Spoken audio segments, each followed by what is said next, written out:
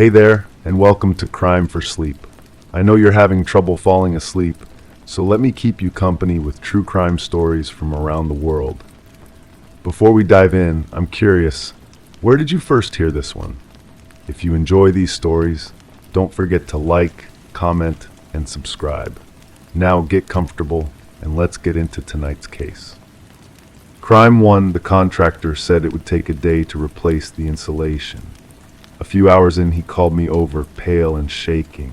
Embedded in the wall near the baseboard was a human tooth, not old, not yellowed, fresh, and it wasn't alone. Dozens more were scattered between layers of drywall, some with traces of gum tissue still attached. I didn't recognize them, but one had a small chip that looked exactly like mine. I hadn't lost a tooth in years. The contractor left. I didn't stop him. That night the walls made a soft chattering sound, like teeth grinding together. I stood in my kitchen the next morning, coffee growing cold in my hands, staring at the hole in the wall. The tooth with the chip sat on my counter, wrapped in a paper towel. I'd placed it there after the contractor fled, unsure what else to do. The resemblance to my own dental work was unsettling. A hairline fracture along the left canine that my dentist had mentioned but never fixed.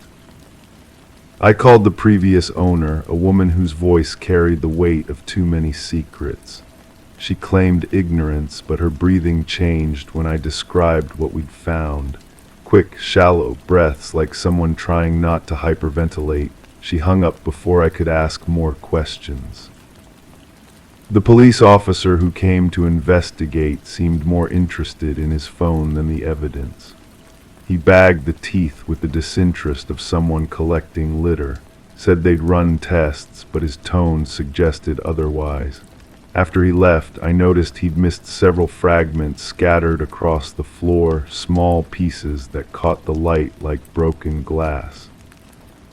I swept them up myself, each one clicking against the others in the dustpan.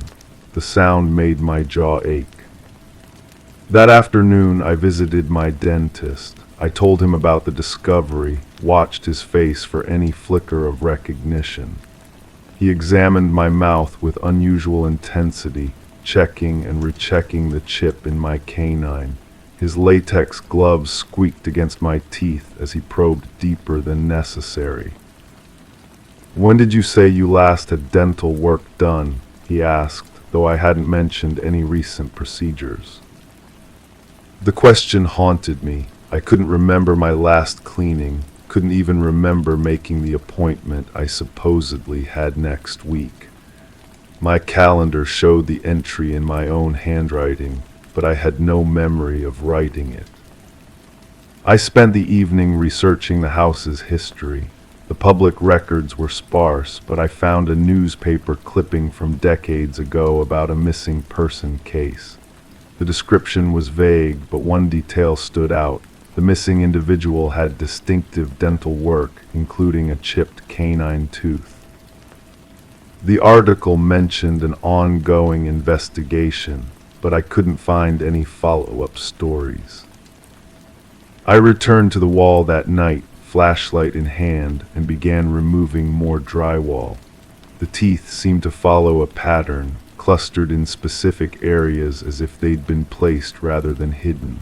Some were secured with what looked like dental cement, professionally applied. My phone buzzed, a text from an unknown number. "Stop digging." I stared at the message, then at the wall. The hole I'd created was larger now, revealing a cavity that stretched deeper than the insulation should have allowed. I reached inside and felt something unexpected, a small metal object, smooth and cold. It was a dental tool, a specialized extraction instrument that I recognized from my childhood fears of the dentist. But this one was different, modified with additional grip points and a serrated edge that seemed designed for more than routine removal. I called the dentist's office, but the answering machine played a message I'd never heard before. The voice was familiar yet wrong, like a recording played at the wrong speed. It mentioned emergency appointments available for special cases and gave a number that wasn't the one I'd always used. When I tried calling back, the line was disconnected. I spent the rest of the night photographing everything, documenting the placement of each tooth, the modifications to the extraction tool, the impossible depth of the cavity in my wall. The camera flash illuminated details I'd missed, faint scratches on the drywall that looked like tally marks, and a substance that might have been dried blood or might have been rust. The next morning, I discovered that my neighbor had been watching me through his window. He claimed he'd been concerned about the noise, but his eyes kept darting to the paper towel on my counter where I'd placed the chipped tooth. "Dental work can be expensive," he said unprompted. "Some people find alternative solutions." I asked what he meant, but he was already backing away, mumbling about needing to check his mail. The police officer returned that afternoon, but he wasn't the same one who'd visited before. This one was younger, more attentive, and he brought equipment for a thorough investigation. He photographed everything, took measurements, and carefully collected samples I'd missed. As he worked, he mentioned that there'd been similar discoveries in other houses in the neighborhood. Always during renovation work, always teeth hidden in walls. The pattern suggested someone with access to multiple properties and the knowledge to conceal evidence professionally. "We're looking at this as part of a larger investigation," he said, sealing another evidence bag. "Someone's been very busy."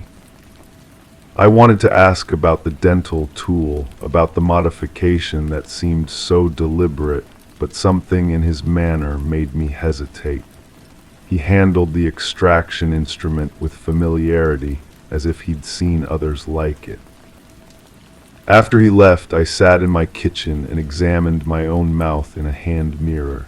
The chip in my canine looked different than I remembered, more pronounced, with edges that seemed freshly broken. I ran my tongue over it, tasting something metallic. That night, I dreamed of sitting in a dental chair that wasn't in any office I'd ever visited. The person working on my mouth wore a mask that covered everything but the eyes, and those eyes seemed familiar in a way that made me want to wake up. I did wake up, but the taste of metal lingered. The walls were quiet now, no chattering sounds to disturb my sleep. But sometimes, when the house settled in the pre-dawn silence, I could swear I heard the soft whisper of latex gloves against enamel, the gentle click of teeth being sorted and counted. I never did finish the renovation. The hole in the wall remains, covered now by a bookshelf that doesn't quite fit the space. Behind it, I know the cavity extends deeper than any wall should allow, filled with secrets that someone, perhaps someone I've met, perhaps someone I trust, doesn't want discovered. The chipped tooth still sits on my counter, wrapped in that same paper towel. Every morning I unwrap it and compare it to my own reflection. The resemblance grows stronger each day, as if the chip in my canine is slowly expanding to match the evidence perfectly. Sometimes I wonder if the tooth I found was mine all along, removed during an appointment I can't remember, by a dentist whose face I can no longer clearly recall. The thought makes my jaw ache, and I find myself grinding my teeth at night, adding to the soft chattering sound that never really stopped. It just moved inside my mouth. Crime 2, I wasn't supposed to go down there. The property agent said it was sealed for insurance reasons.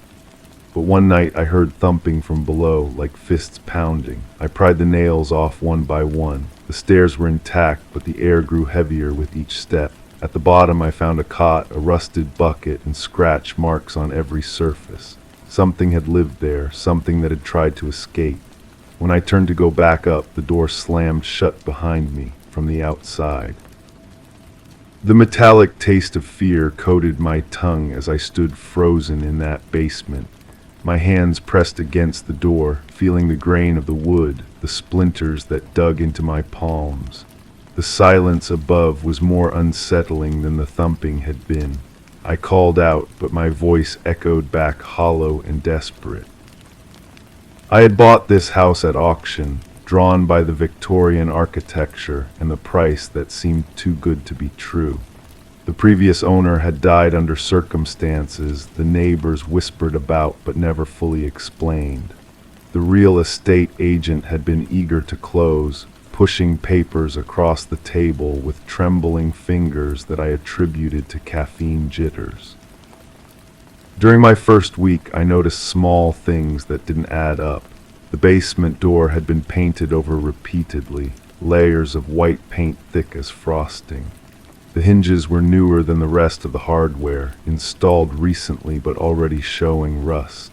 When I asked the agent about it, she avoided my eyes and repeated the insurance excuse.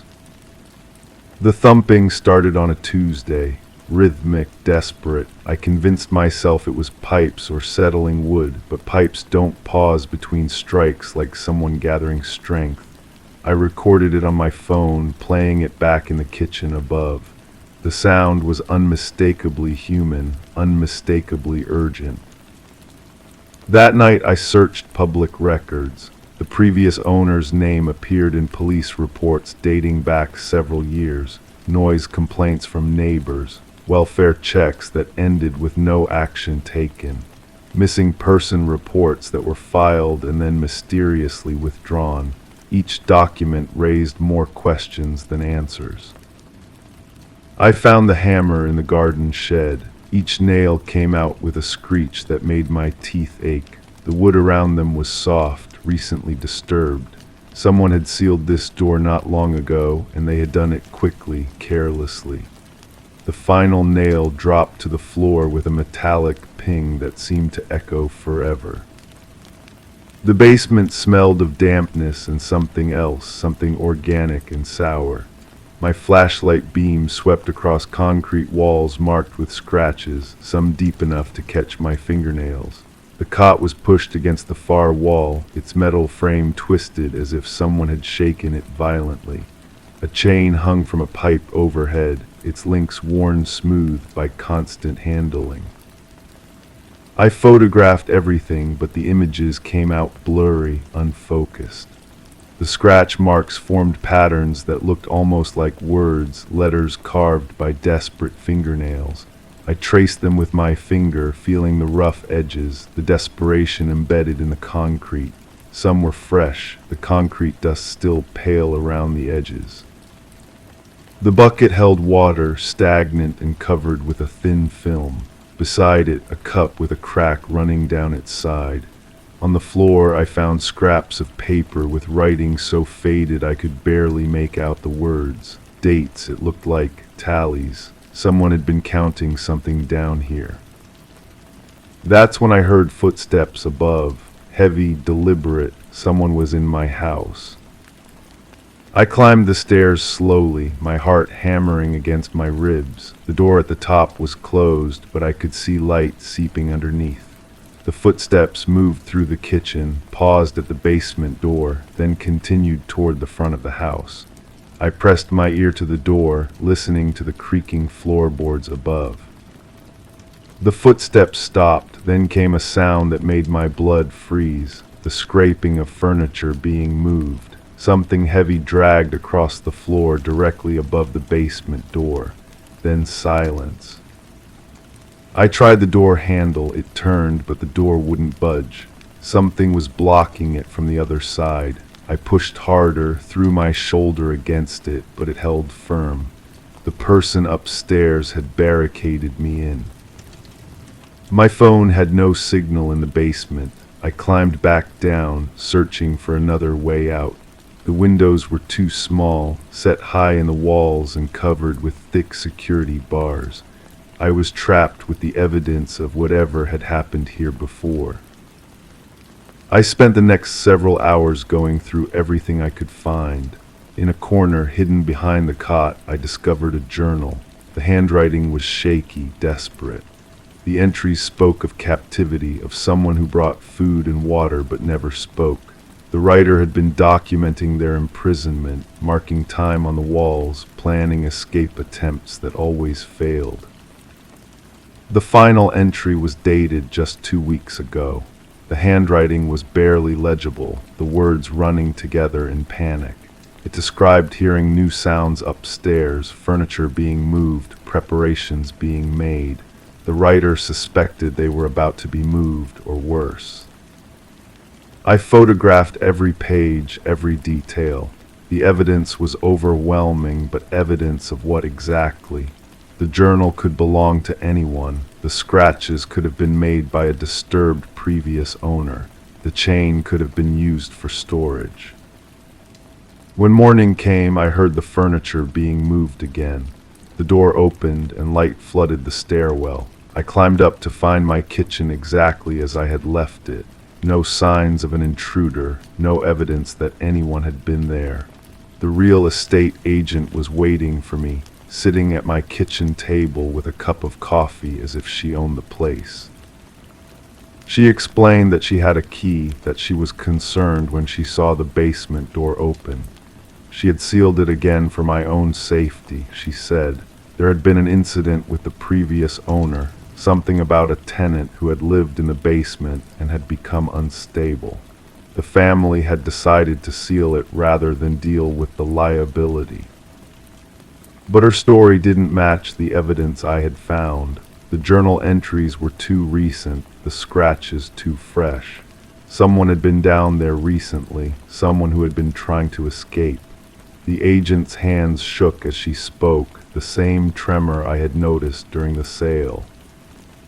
I asked her about the previous owner's death. She claimed it was natural causes, but she wouldn't meet my eyes. When I pressed for details, she became agitated, insisting that some things were better left alone. She left quickly, but not before checking that the basement door was securely nailed shut again. I kept the journal hidden in my bedroom. I studied the handwriting, compared it to documents I found in the house. The previous owner's signature on old utility bills looked different, more confident. The journal was written by someone else, someone who had been trapped down there recently. The police were polite but unhelpful. Without a body, without a specific victim, there was little they could do. The basement had been sealed for insurance reasons, they said. There was no evidence of a crime. They suggested I might be experiencing stress from the move, that old houses can play tricks on the mind. But I know what I found down there. I know someone was trapped, someone who tried to escape and failed. The question that haunts me is whether they're still alive, moved to another basement, another prison, or whether they found a different kind of escape altogether. The house is quiet now, but sometimes I hear sounds from other parts of the building. Footsteps in the attic, scratching in the walls. I wonder if the basement was just one part of something larger, a pattern that continues beyond what I discovered.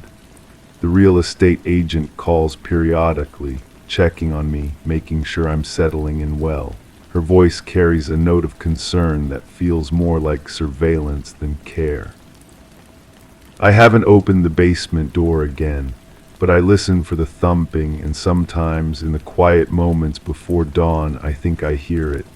Faint but persistent, someone else, somewhere else, trying to get out. Crime 3, it started with gurgling, but I dismissed it as plumbing. Then words formed, distorted but unmistakable. It asked for help. I lined in. It begged me to look. Against better judgment, I unscrewed the drain and shined a flashlight. The tunnel seemed too deep, too perfectly round. Far below, 2 eyes blinked, then a whisper, "Don't tell anyone I'm here." The next day I found muddy footprints leading from the bathroom to my bed. I never heard the voice again. But sometimes I see condensation on the mirror, shaped like fingers. That was the story I told the detective, the one that made him close his notepad and suggest I see someone about stress.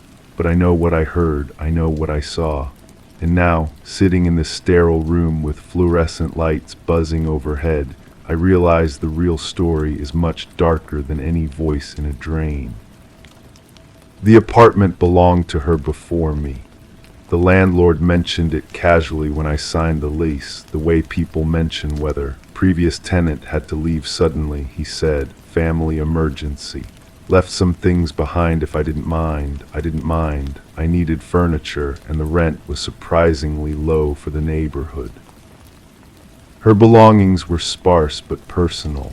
A coffee mug with a chip on the handle, books with underlined passages about trust and betrayal, a journal filled with careful handwriting that grew increasingly erratic toward the end. I read it cover to cover, telling myself I was just curious about the previous tenant, but truthfully I was lonely, and her words felt like company. She wrote about sounds in the walls, footsteps in the hallway when no one was home, the feeling of being watched through windows that faced only empty alleyways. She wrote about a neighbor who asked too many questions about her schedule, about phone calls that ended when she answered, about gifts left at her door with no return address. I found her number in the phone book and called, disconnected. I asked the landlord for a forwarding address. He said he didn't have one.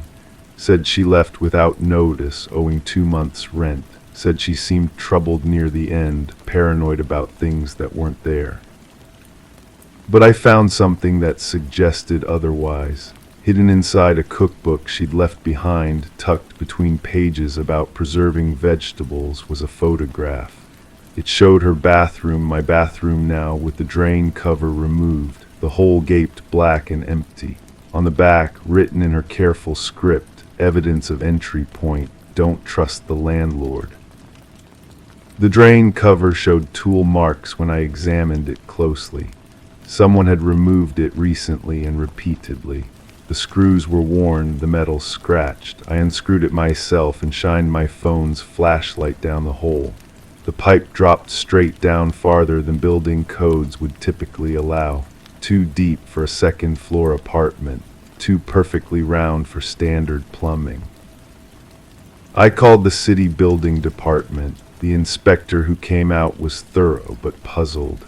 He confirmed the drain system was unusual, possibly modified after construction.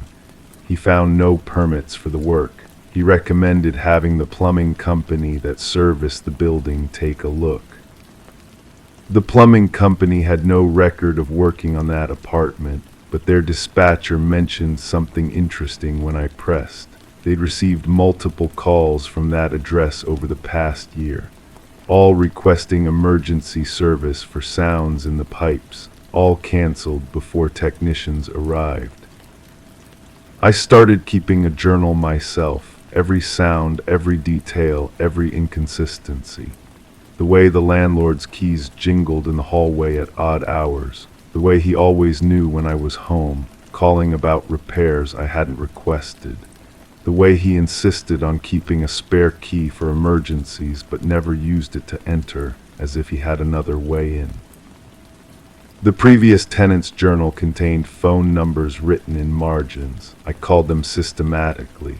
Most were disconnected or belonged to people who'd never heard of her.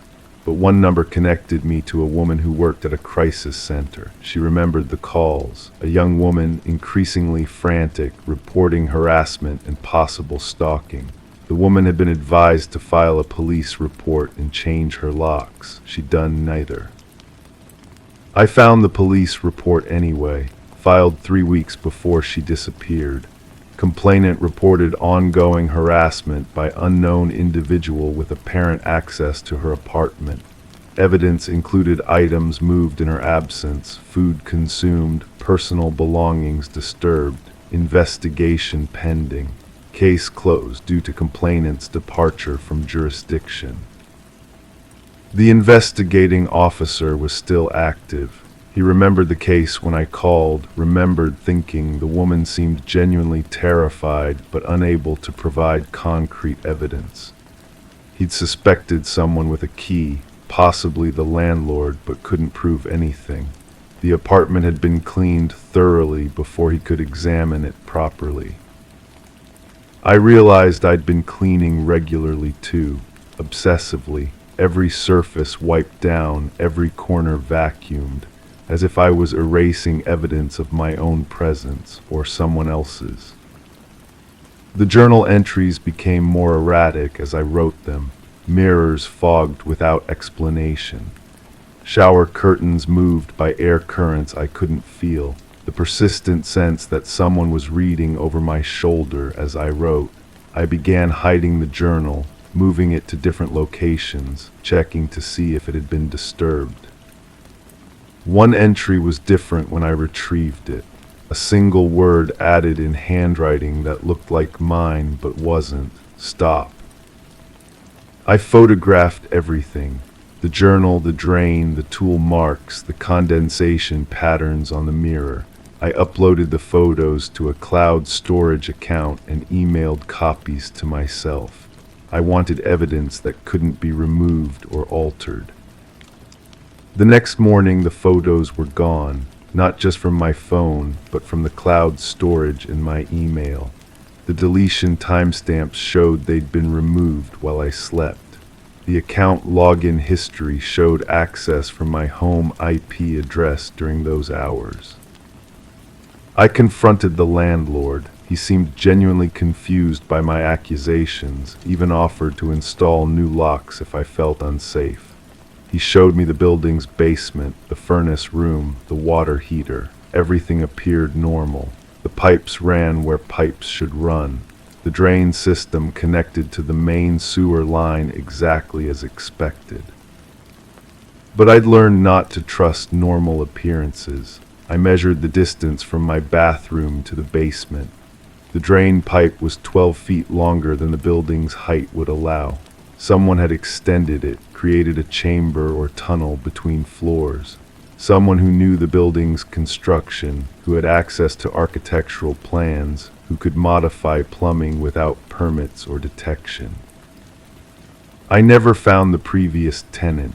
Her trail ended with the disconnected phone number and the closed police report, but I found others, women who'd lived in the building before her. Similar stories of harassment, unexplained access, the feeling of being watched. All had left suddenly. All had been replaced by new tenants who signed leases for below-market rent. I began documenting everything differently, not just what I experienced, but what I observed. The landlord's behavior patterns, his knowledge of tenants' schedules, his possession of keys that weren't accounted for in the lease agreements, his tendency to show the apartment to potential tenants when current tenants were away. The voice in the drain had been real, but it hadn't been supernatural. It had been human. Someone using the modified plumbing system to access apartments, to watch and listen, to gradually drive tenants away. Someone who knew the building intimately, who could move through hidden spaces, who could make people disappear from their own lives. I never saw the eyes again, but I understood finally that I'd been looking in the wrong direction. The predator wasn't hiding in the drain. The predator was hiding in plain sight, wearing the mask of a helpful landlord, collecting keys and stories and victims. I moved out that night, taking only what I could carry. I filed a police report the next morning, detailing everything I'd discovered. The detective listened politely and took notes. He said they'd look into it. He said these things took time to investigate properly. I drive past the building sometimes. New tenant in my old apartment. Young woman lives alone, works irregular hours. I wonder if she's found the journal yet. I wonder if she's heard the voice. I wonder if she'll listen when it asks for help. The case remains open. The building remains occupied. The landlord remains helpful and accommodating. And somewhere in the modified tunnels beneath those apartments, evidence of what really happened to all those women waits in the darkness, patient and undisturbed. Crime 4, the hallway ended at a blank wall, but when I pressed against it, it gave way like fabric. On the other side, a small, unfurnished room with one window that looked into darkness. I moved a chair inside and sat for hours trying to understand. Then I noticed the scratches on the walls, deep grooves spelling something backwards. I took photos. The next morning the room was gone, just solid drywall. But the photos were still on my phone, and in each one there was someone standing behind me. I should have left then, packed my bags, found another place, forgotten about the whole thing, but something about those photos kept pulling me back. The figure behind me was always partially obscured, like they were deliberately staying in the shadows. Their posture suggested they were watching me, but I couldn't make out any features, just a silhouette that shouldn't have been there.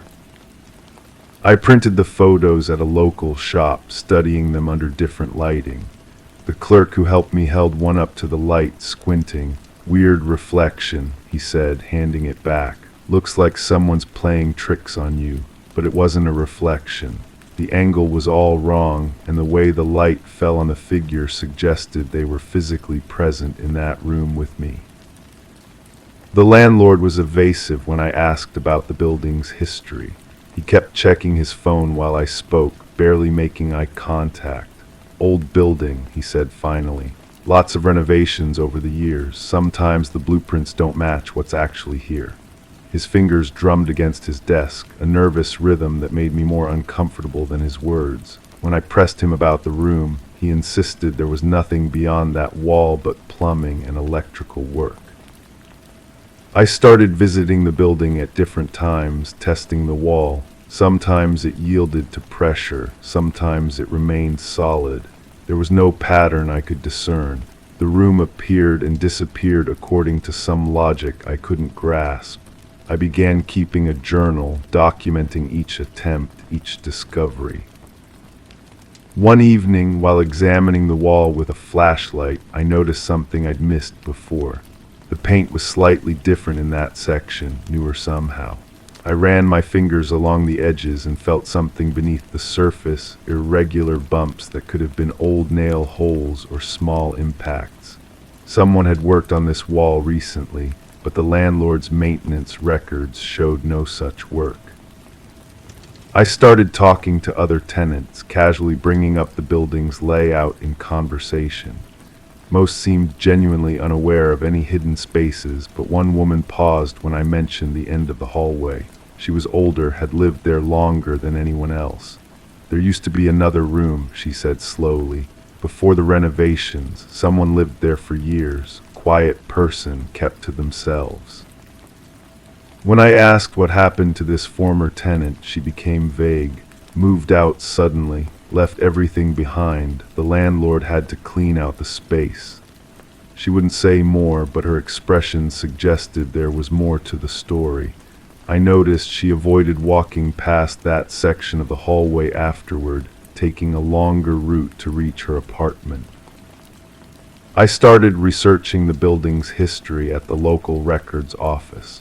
The original blueprints did show a room where I'd found the hidden space, but later versions omitted it entirely. The changes weren't dated, and the clerk couldn't explain why the room had been removed from the plans. "Sometimes rooms get combined or divided," she said, "or maybe there was a safety issue." The photos bothered me more each day.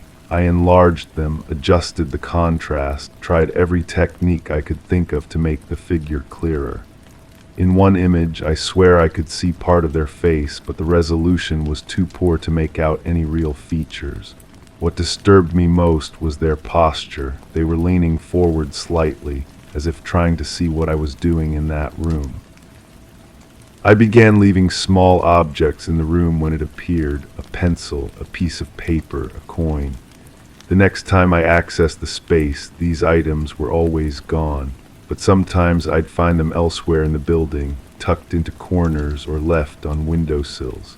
Someone was moving them, but I never saw anyone else in the hallway during my visits. The scratches on the walls became my obsession. When I managed to access the room again, I brought paper and charcoal to make rubbings of the marks.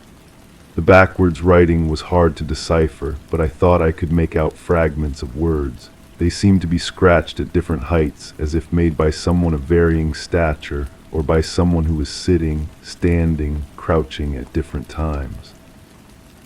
I started sleeping poorly, waking up with the feeling that someone had been watching me. The photos haunted my dreams, but so did the possibility that I was losing my grip on reality. Maybe the room was just a figment of my imagination, brought on by stress or some kind of neurological issue. But the photos were real, stored on my phone and printed on paper. I couldn't dismiss them as hallucinations. The breakthrough came when I was examining the wall late one night, pressing against it with more force than usual. Instead of the room appearing, I heard something fall behind the wall, a soft thud, like something heavy hitting the floor. I pressed my ear against the surface and heard what sounded like breathing, slow and deliberate. Someone was behind there in a space that shouldn't exist. I called out but received no response. The breathing continued for several minutes before stopping entirely. I waited, pressing my ear against the wall, but heard nothing more. When I tried to access the room again, the wall remained solid, refusing to yield no matter how hard I pushed. The landlord wasn't at his office the next day or the day after. His phone went straight to voicemail. I tried contacting the building management company, but they claimed no knowledge of any rental agreements for my unit. According to their records, the apartment I was living in was vacant, had been vacant for months. I kept the photos, but I never found the room again. The wall remained solid, painted over with fresh white paint that looked exactly like the rest of the hallway. Sometimes I wonder if I imagined the whole thing, if the stress of moving to a new place created some kind of elaborate delusion. But the photos remain on my phone, and in each one, that figure stands behind me, watching, waiting. I moved out eventually, but I never stopped thinking about that room, about who might have lived there before me, about what happened to make it disappear from the blueprints. And sometimes, late at night, I wonder if the person in those photos is still there, still watching, still waiting for someone else to find their way into that space that shouldn't exist. Crime 5, it wasn't there before. The floor was seamless until it wasn't. The wood shifted one night, revealing a square outline in a tiny metal ring. I pulled it open. There were stairs, steep and narrow, leading into cold blackness. I descended 4 steps before hearing a voice say, "You're not supposed to be here." It wasn't angry, it sounded worried. I climbed back up and shut it fast, but the next day my furniture had been moved slightly, and the trapdoor gone, just smooth floor again.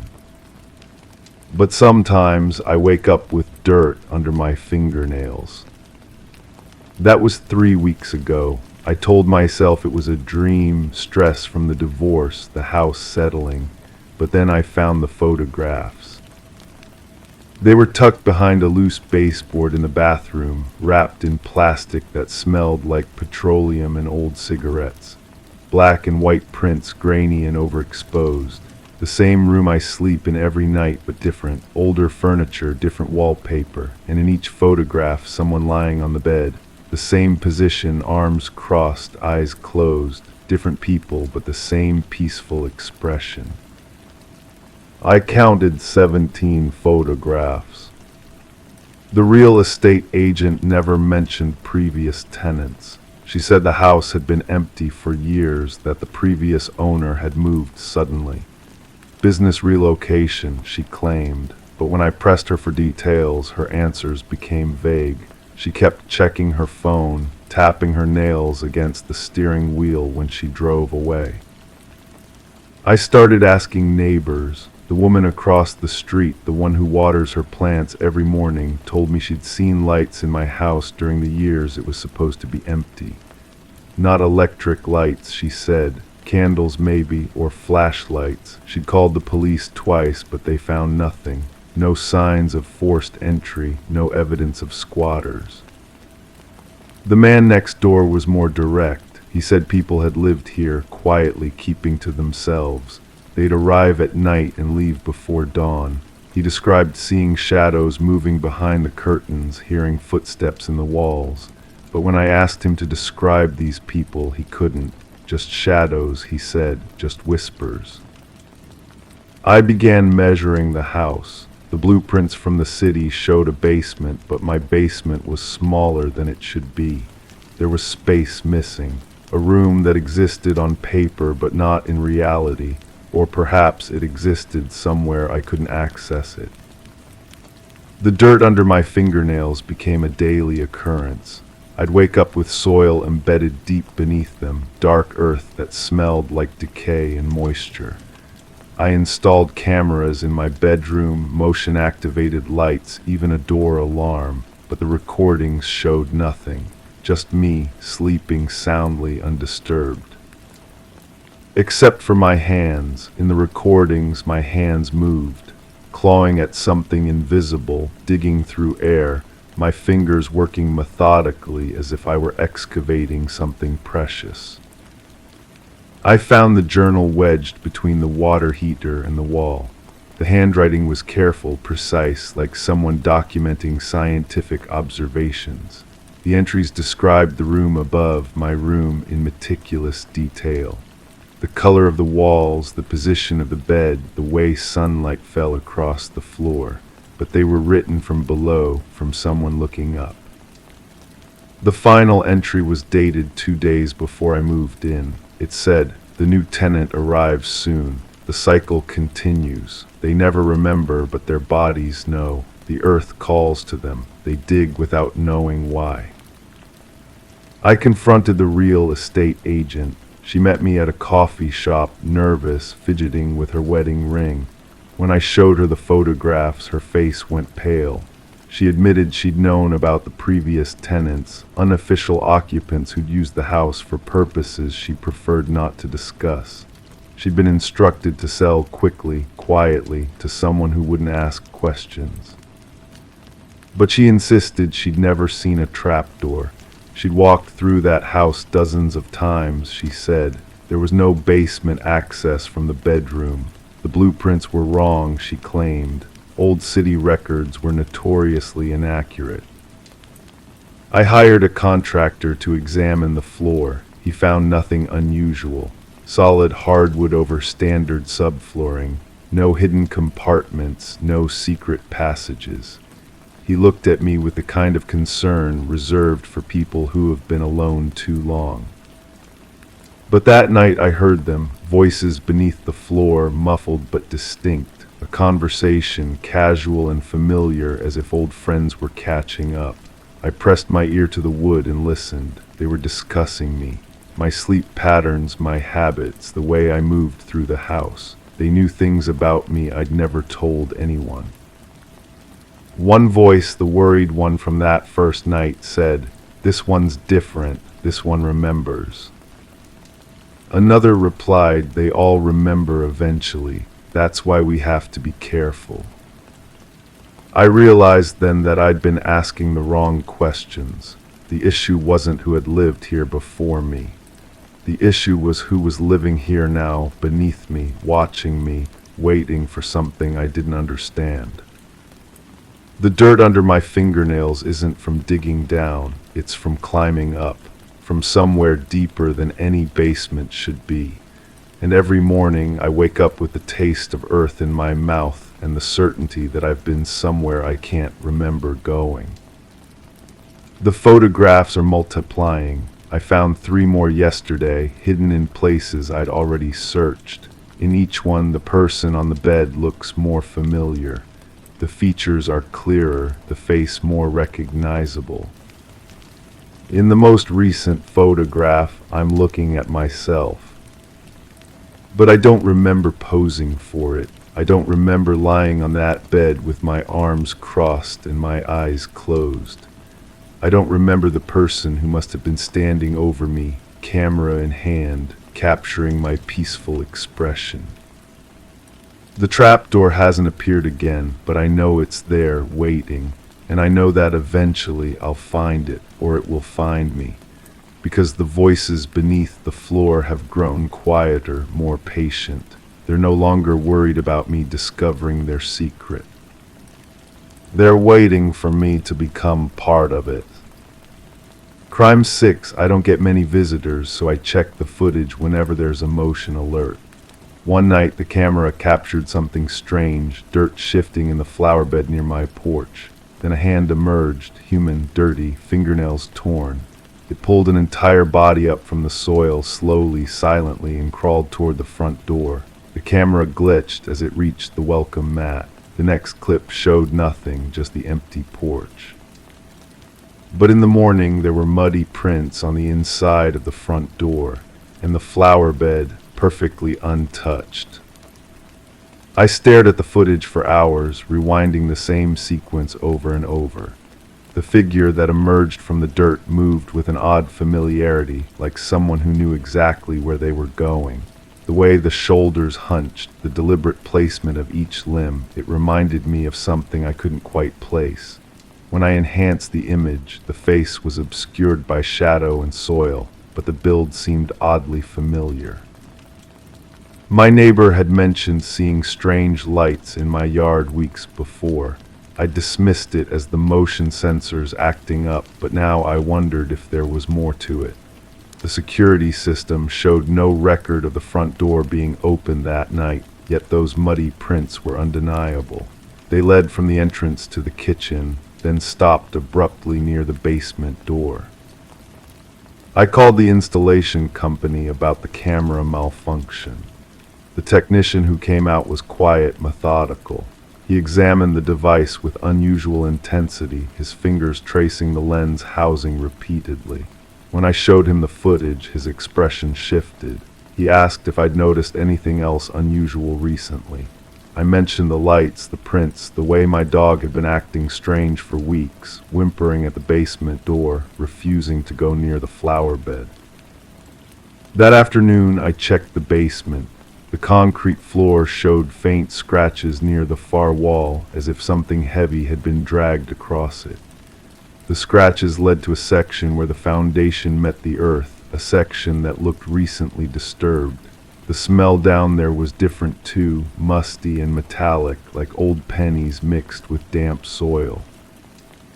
I found my old construction blueprints in storage. The house had been built over a previous structure, something the real estate agent had mentioned briefly during the purchase. Looking at the plans, I realized the basement extended further than I'd thought. There was space behind that wall, space that wasn't accounted for in the current layout. When I pressed against the concrete, part of it gave way slightly. The wall had been patched, but not professionally. Someone had sealed something behind there, and recently. I could feel air moving through small gaps, carrying that same metallic smell. My hands trembled as I realized what I might be looking at. The camera footage took on new meaning. I studied it again, focusing on the figure's movements. The way it navigated the yard, the confidence with which it approached the door. This wasn't a stranger. This was someone who knew the property intimately.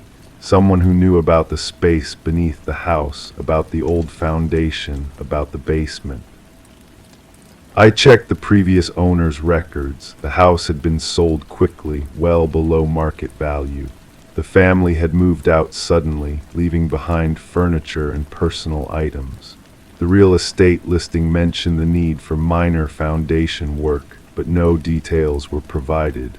When I contacted the previous owner, the phone number was disconnected. The dog's behavior made sense now.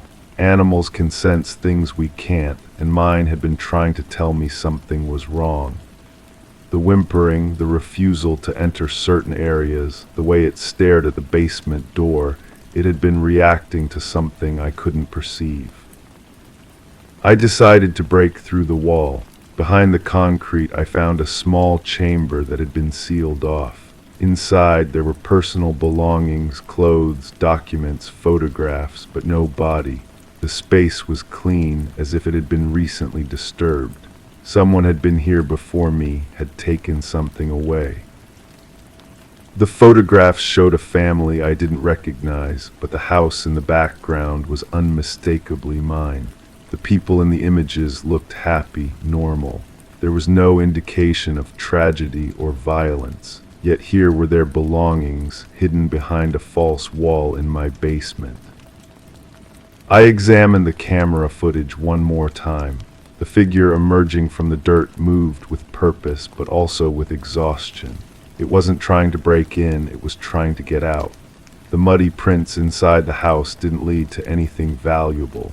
They led to the basement door, to the hidden chamber, to a space that had been sealed off for reasons I could only imagine. The realization hit me slowly. The previous owners hadn't just moved out suddenly, they'd been hiding something. The foundation work wasn't about structural repairs. It was about concealing evidence of something that had happened in this house. And now, whatever they'd tried to bury was trying to surface. I contacted the authorities, but without a body or concrete evidence of a crime, there was little they could do. The hidden chamber was legal. Many old houses have unused spaces. The belongings could belong to anyone. The camera footage was inconclusive. To them, it looked like a malfunction, a trick of light and shadow. But I know what I saw. I know that someone crawled out of the ground that night, someone who knew exactly where they were going and why. The muddy prints weren't random, they were purposeful. Someone was trying to reclaim what had been taken from them, trying to emerge from a burial that wasn't quite complete.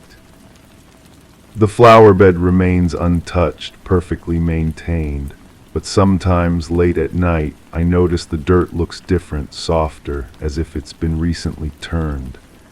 The camera still glitches occasionally, always in the same spot, always when pointed toward that particular section of the yard.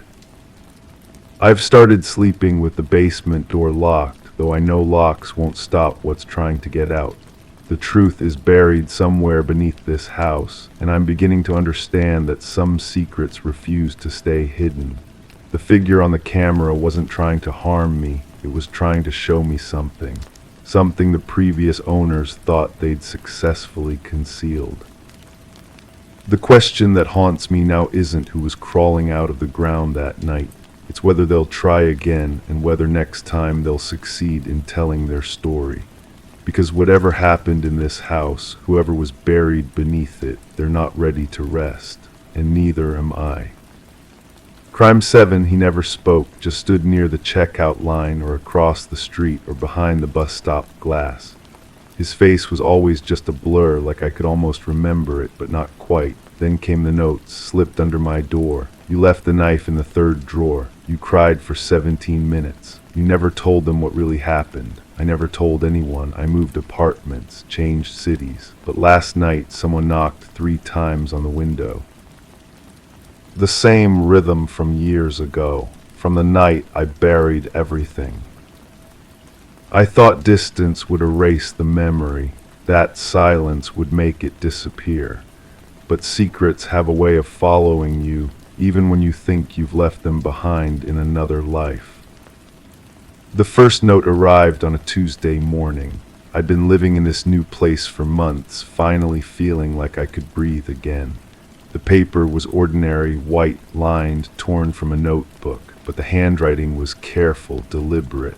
Someone had taken their time writing those words about the knife, about the drawer, about details that should have been mine alone. I remember standing in my kitchen, holding that piece of paper, my hands shaking despite myself. The third drawer was exactly where I'd left it. The knife was still there, wrapped in the same dish towel, pushed behind the measuring cups. I hadn't touched it since moving in. Hadn't even opened that drawer except to stuff it with forgotten things. But someone knew. The second note came 3 days later, this time tucked under my windshield wiper. You washed your hands 14 times that night. The paper felt damp from morning dew, but the ink hadn't run. Waterproof pen, someone who planned ahead, someone who knew I'd find it when I left for work. I started paying attention to faces in crowds, checking mirrors, looking over my shoulder at crosswalks. That's when I began noticing him. The man who never quite looked at me directly but was always there. Medium height, dark jacket, features that seemed to shift every time I tried to focus on them. At the grocery store, he'd stand 2 aisles over, holding a box of cereal he never put in his cart. At the coffee shop, he'd sit by the window, newspaper folded to the same page for an hour. Near the subway entrance, leaning against a wall, scrolling through his phone with the screen facing away from me. The notes kept coming. You buried it 18 inches deep. The soil was still soft from the rain. You counted your steps back to the car.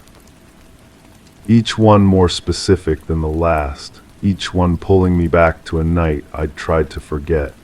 A night when everything changed and nothing could ever be the same. I'd been working late at the office. Everyone had gone home. The building was empty except for the security guard who made rounds every hour. I was finishing up quarterly reports when I heard the elevator ding.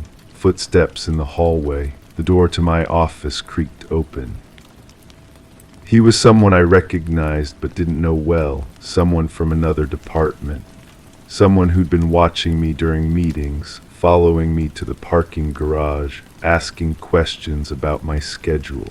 Someone who made my skin crawl with the way his eyes lingered too long. That night he didn't just watch, he moved closer. Spoke in whispers about things he'd noticed, things he'd imagined, things he wanted to do. The room felt smaller with each word, the air thicker, my heart hammering against my ribs. The letter opener was on my desk, silver, sharp, a gift from my previous job. When his hand reached for my arm, when his breath touched my neck, when his words became threats, I grabbed it without thinking. One moment, one movement, one choice that changed everything.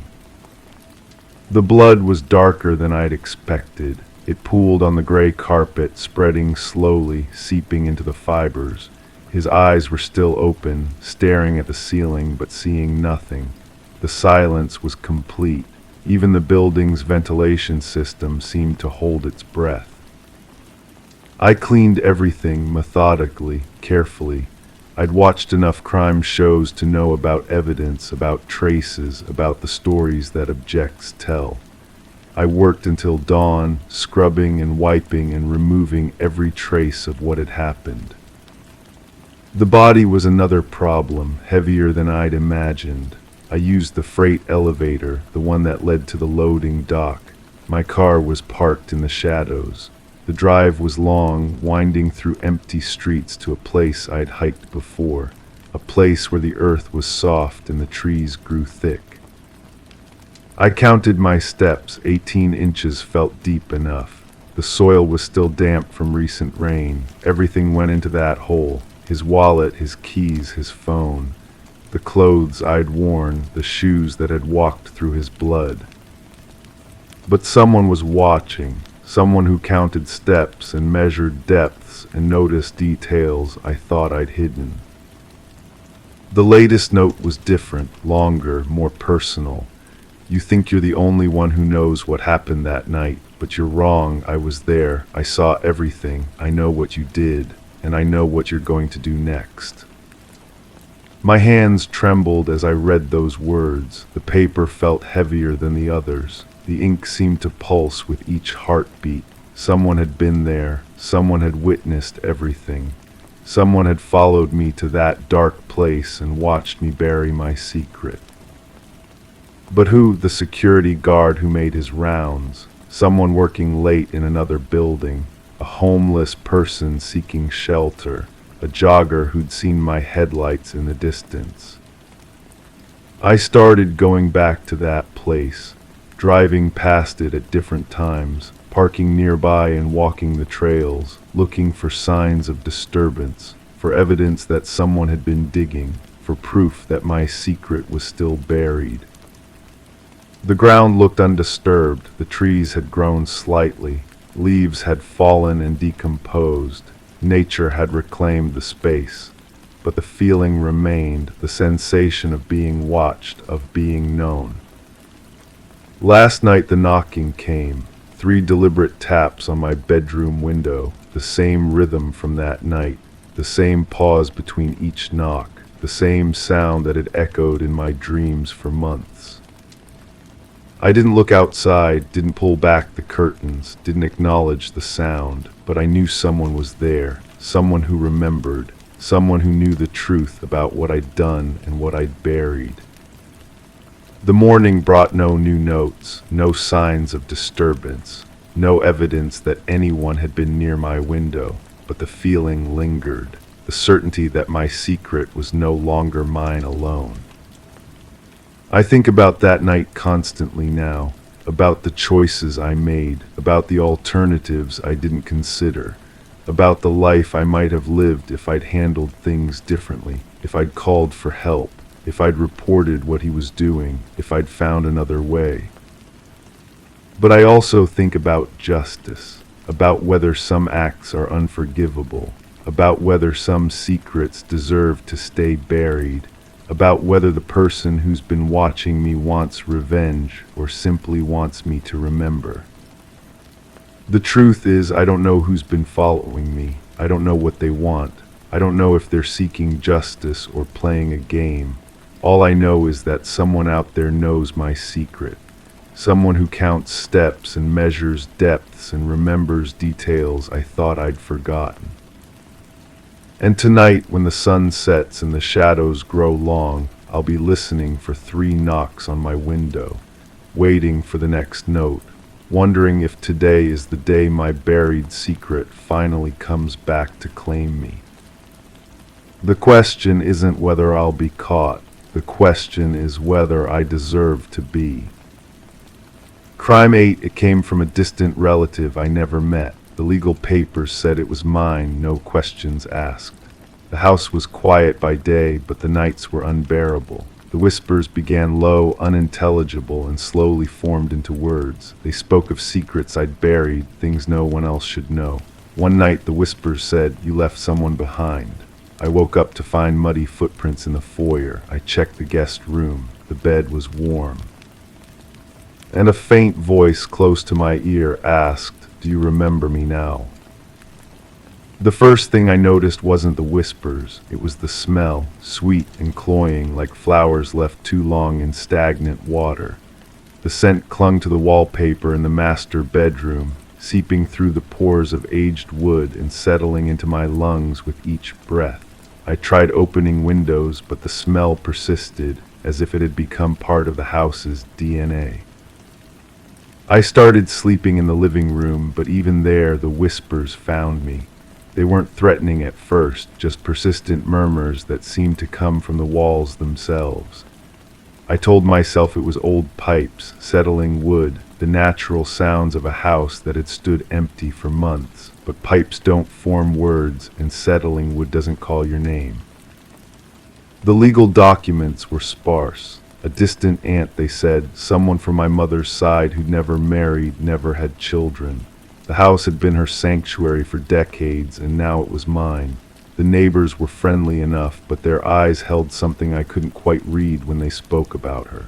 They used words like private and kept to herself, but their voices carried undertones of something heavier.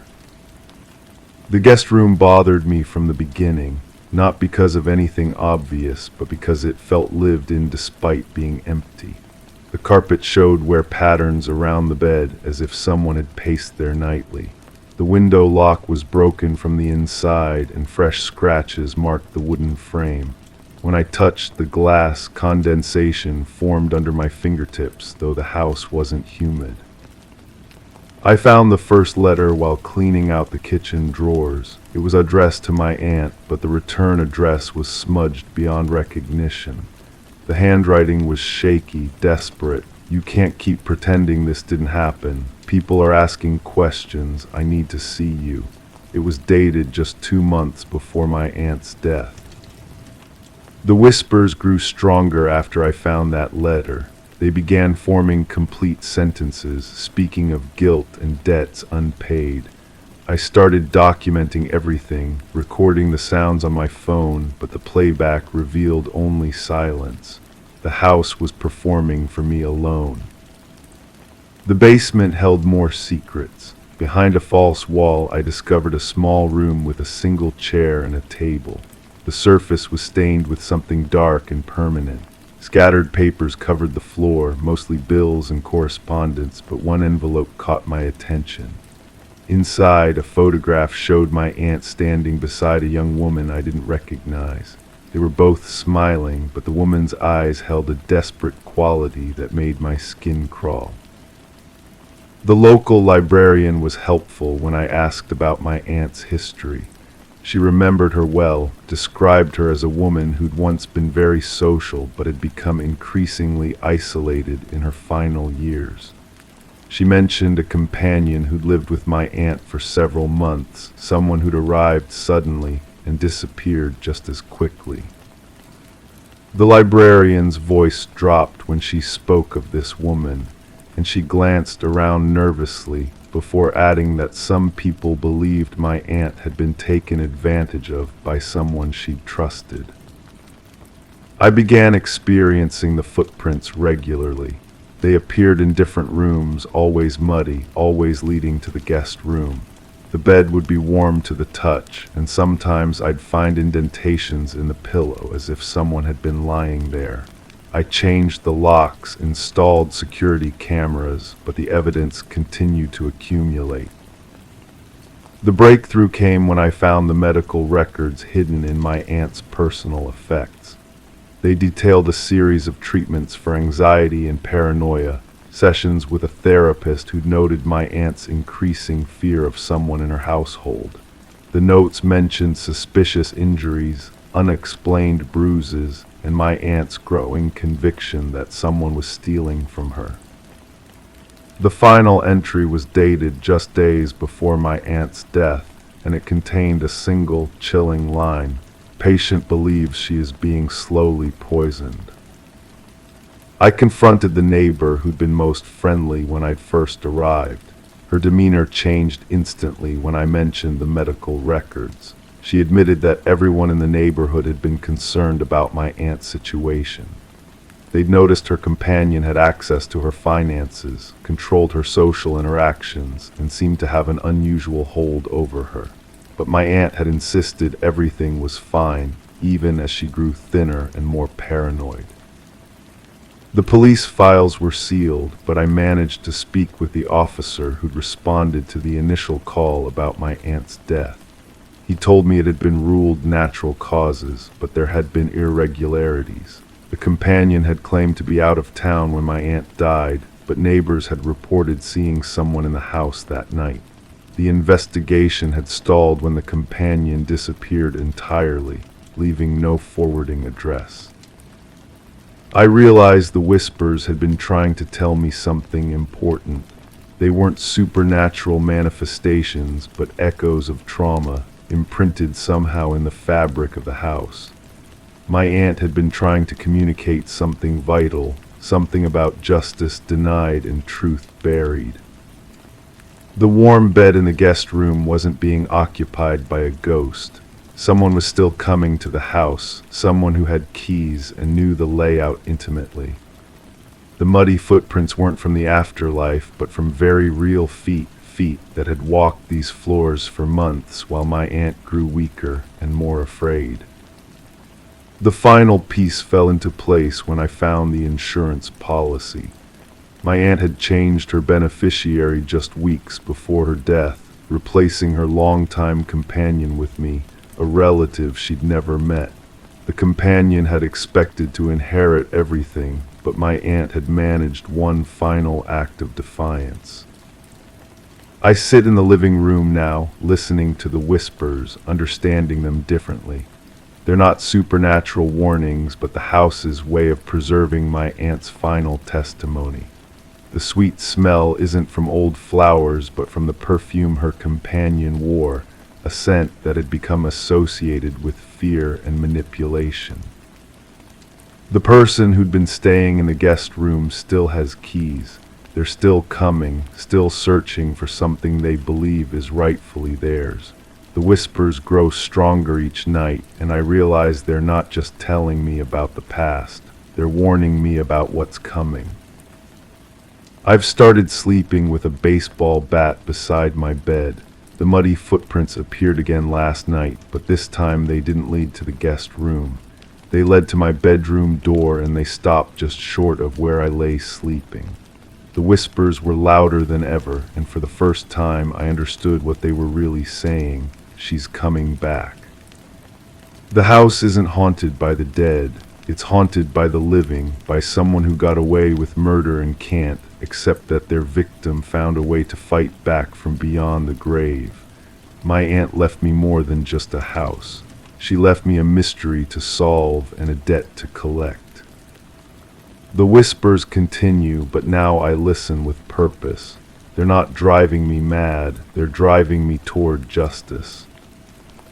Crime 9, it came with the unit, propped against the wall, arms too long, face blank. I planned to toss it, but never did. Then one day it wasn't leaning anymore. It stood upright. A few days later, it was facing the opposite wall. I set up a motion camera. It never recorded movement, but the mannequin changed positions every visit. One afternoon, I found it sitting in the chair I'd stored last month. A single word was carved into its chest: stay. I haven't been back. But this morning, I found packing peanuts on my living room floor. The smell hit me first when I returned to the storage facility. Not the usual mustiness of forgotten belongings, but something sharper, metallic, like pennies left in a pocket too long. The manager at the front desk avoided my eyes when I signed in, his fingers drumming against the counter in a pattern that seemed nervous. He'd been friendly before, always ready with small talk about the weather or the local sports team. Now he handed me the key without a word. I'd inherited the unit from my uncle after his sudden death. Heart attack, they said. Found him in his apartment, still wearing his work clothes, dinner half-eaten on the table. The funeral was small, attended mostly by neighbors who spoke in hushed tones about how he'd kept to himself in recent months. His landlord had been eager to clear out his belongings, offering me the storage unit contents for the cost of a single month's rent. I'd expected old furniture and photo albums. Instead, I found boxes of documents, medical records, and newspaper clippings dating back decades. The mannequin had been the strangest discovery, female form but somehow androgynous. The face was smooth plastic, devoid of painted features, giving it an unsettling quality that made me glance over my shoulder each time I worked around it. My uncle had been a practical man, a mechanic who fixed cars and complained about the price of coffee. Why would he keep a mannequin? I'd been sorting through his papers when I first noticed the inconsistencies. Police reports mixed with medical files. News articles about missing persons cases from various regions, some dating back 20 years. None of the names meant anything to me, but my uncle had circled certain details in red ink: physical descriptions, last known locations, personal habits. The handwriting was meticulous, almost obsessive. The mannequin had moved again during my third visit. This time its arms hung at different angles, and something about its posture suggested it was listening. I told myself it was the building settling, vibrations from the highway that ran parallel to the facility. But when I touched the plastic surface, it felt warm. I started taking photos before leaving, comparing them to document any changes. The differences were subtle but unmistakable. A slight turn of the head, fingers that seemed to curl inward, the way shadows fell differently across its blank face. I researched the storage facility's history, discovering it had been built on the site of a former manufacturing plant that produced clothing display items. The coincidence felt too neat, too convenient. The carving appeared after my fifth visit. The word "stay" had been etched into the plastic chest with surgical precision. The letters were even calculated, suggesting someone with steady hands and infinite patience. I ran my fingers over the indentations, feeling the roughness where the blade had scraped away material. The plastic shavings were still visible on the floor beneath it.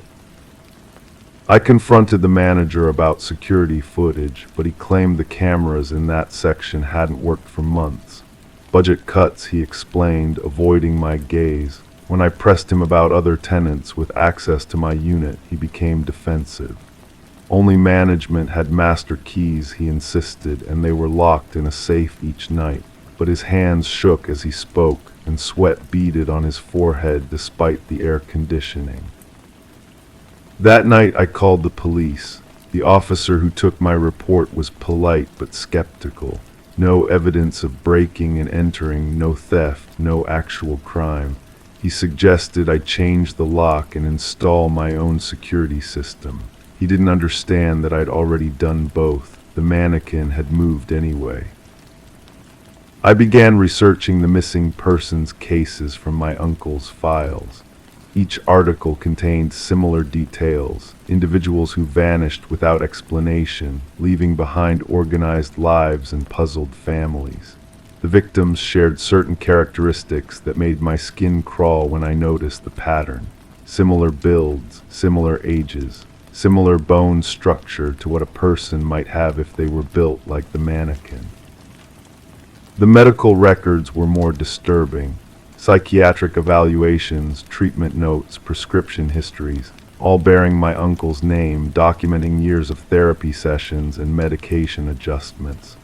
The diagnoses were consistent: obsessive-compulsive disorder, anxiety, and something the doctors called dissociative episodes. The final entry was dated just weeks before his death, noting that he'd missed his last 3 appointments. I found the audio recordings in a shoebox beneath layers of newspaper clippings, cassette tapes labeled with dates and initials. My uncle's voice, younger and more vibrant than I remembered, speaking to someone just out of microphone range. The conversations were fragmented, difficult to follow, but certain phrases emerged clearly. They trusted me, and no one suspected, in the perfect hiding place. The mannequin was gone when I returned the following week. The storage unit was exactly as I'd left it, except for that blank space against the wall where it had stood. I searched every corner, moved every box, but found nothing. The manager claimed ignorance, suggesting I might have removed it myself and forgotten. His theory felt insulting, but I couldn't prove otherwise. I started having dreams about plastic faces and artificial bodies. In the dreams, I was the one carving words into smooth surfaces, my hands steady and purposeful. I would wake with the taste of metal in my mouth and the sensation of polymer dust under my fingernails. The dreams felt more real than my waking hours, filled with details I couldn't have imagined. The detective who handled my uncle's case was retired now, living in a small house near the state border. I found him through online directories and drove there on a weekend, unsure what questions to ask. He remembered my uncle well, describing him as helpful but troubled, too helpful actually. Always offering assistance with investigations, volunteering information about local missing persons cases. The detective had found his enthusiasm unsettling. He told me about the workshop in my uncle's basement, discovered during a routine welfare check years earlier. Mannequins in various stages of assembly, some missing limbs, others partially painted. My uncle had claimed he was learning sculpture, exploring artistic expression in his retirement. The detective had believed him, but admitted now that something about the scene had felt wrong. The packing peanuts in my living room were the same type used in the storage unit. White foam pellets that clung to fabric and left residue on everything they touched. I'd found them scattered across my carpet, concentrated near the front door as if someone had shaken them from their clothes while entering. My locks were intact, my security system showed no breaches, but the evidence was undeniable. I returned to the storage unit one final time, bringing a crowbar and a flashlight. The mannequin stood in the center of the space, arms outstretched as if welcoming me home. New words had been carved into its surface. Thank you for understanding. The handwriting matched the style in my uncle's medical records, the same meticulous precision I'd seen in his note-taking. I understood then that I'd been asking the wrong questions. The mannequin hadn't moved because someone else had access to the unit. It had moved because I'd been moving it, during episodes I couldn't remember, following patterns my uncle had established years before. The dreams weren't dreams at all, but memories of nighttime visits I'd made in states of consciousness I couldn't recall. The missing persons cases in his files weren't random research. They were documentation of his work, meticulous records of people who'd trusted him enough to let him close. People who disappeared completely, leaving behind only their approximate measurements and the knowledge that somewhere, someone was practicing their craft on forms that matched their dimensions exactly. I locked the storage unit and drove home, hands trembling on the steering wheel. The mannequin would be there tomorrow and the day after, waiting for me to return and continue the work my uncle had started. The packing peanuts in my living room weren't evidence of an intruder. They were evidence of who I was becoming, breadcrumbs from a trail I was already following without conscious choice. The inheritance hadn't been a storage unit full of belongings. It had been a purpose, a calling that ran deeper than genetics or conscious decision. I'd been chosen not because I was family, but because I was suitable. Because I had the right hands, the right temperament, the right willingness to ask questions without demanding answers that might disturb my sleep. Tonight I'll return to the unit, not because I have to, but because I want to, because the mannequin is waiting, and because there are still words to carve, still work to be done. The missing persons files need updating, and somewhere in the city, people are living their lives without knowing they've already been measured, catalogued, and selected. I've stopped asking why the mannequin moves. The better question is why I ever thought it was the mannequin doing the moving at all. Story 10. The forgotten house by the woods held secrets the town dared not whisper about. Standing solitary, its windows veiled in darkness, the porch bowed under the weight of time. No one laid claim to it, no memory lingered of its creator. But when a band of wanderers strayed too near, they beheld an eerie sight, names etched into the wooden siding, carved deep like silent warnings. At the end of the list, pristine and untouched, a name unfound until that moment. A name that sent shivers through the group as one voice quivered, "That's mine." In the dead of night, a call pierced the stillness. The dispatch logged it as a routine trespassing issue. The voice belonged to Mason Wright, the leader of the hikers who stumbled upon his own name etched into the abandoned dwelling. The officers who responded anticipated mere mischief, perhaps a jest among companions, but what awaited them defied all logic. Detective Sarah Keller arrived as twilight draped the forest in shadows. Her flashlight pierced the gloom, revealing the weathered front of the house. 27 names etched vertically along the eastern wall, some fading with time, others sharp as if freshly carved. And at the base, Mason Wright, the incision still fragrant with fresh sawdust. "I've never set foot here before," Mason maintained, his words forming mist in the frosty air. "I cannot fathom how my name came to be known." Thus began the inquiry, delving into the backgrounds of each name inscribed. The findings sent chills down the spines of the investigative team. Every name belonged to a soul reported missing over the past 4 decades. Some cases had grown cold, others remained open. But all shared a chilling commonality: each had vanished while hiking alone. Forensic experts meticulously documented each carving, noting the variations in depth, technique, and weathering. The eldest name, Rebecca Hansen, tied to a disappearance case from 37 years prior. The files spoke of a young woman who ventured into those woods, never to return, leaving behind only a lone hiking boot near a babbling stream. Detective Keller probed Mason's story with diligence. His account unwavering, he professed no link to the area beyond that single hiking trip with his college companions. They had selected the trail at random, guided by an online suggestion. No thread tied him to any of the other names adorning the wall. Attention shifted to Mason's friends. Emily Chen, the group's photographer, shared snapshots taken during their trek. Upon scrutiny, analysts discerned a disconcerting detail: a blurred figure lurking in the background of 3 separate images. A specter resembling a tall, slender man, partially obscured by the trees. "We never encountered another soul on our journey," Emily asserted. "We would have remembered." Detective Keller sanctioned a search of the house's interior. Though the edifice seemed deserted, coated in dust, its furnishings in disarray, a sinister revelation awaited in the basement. Personal effects of the missing hikers meticulously arranged on wooden shelves. Watches, backpacks, cameras, wallets, each tagged with a name from the wall outside. As the forensic team cataloged the evidence, bloodstains emerged under ultraviolet light on the concrete floor, efforts to cleanse years of macabre history.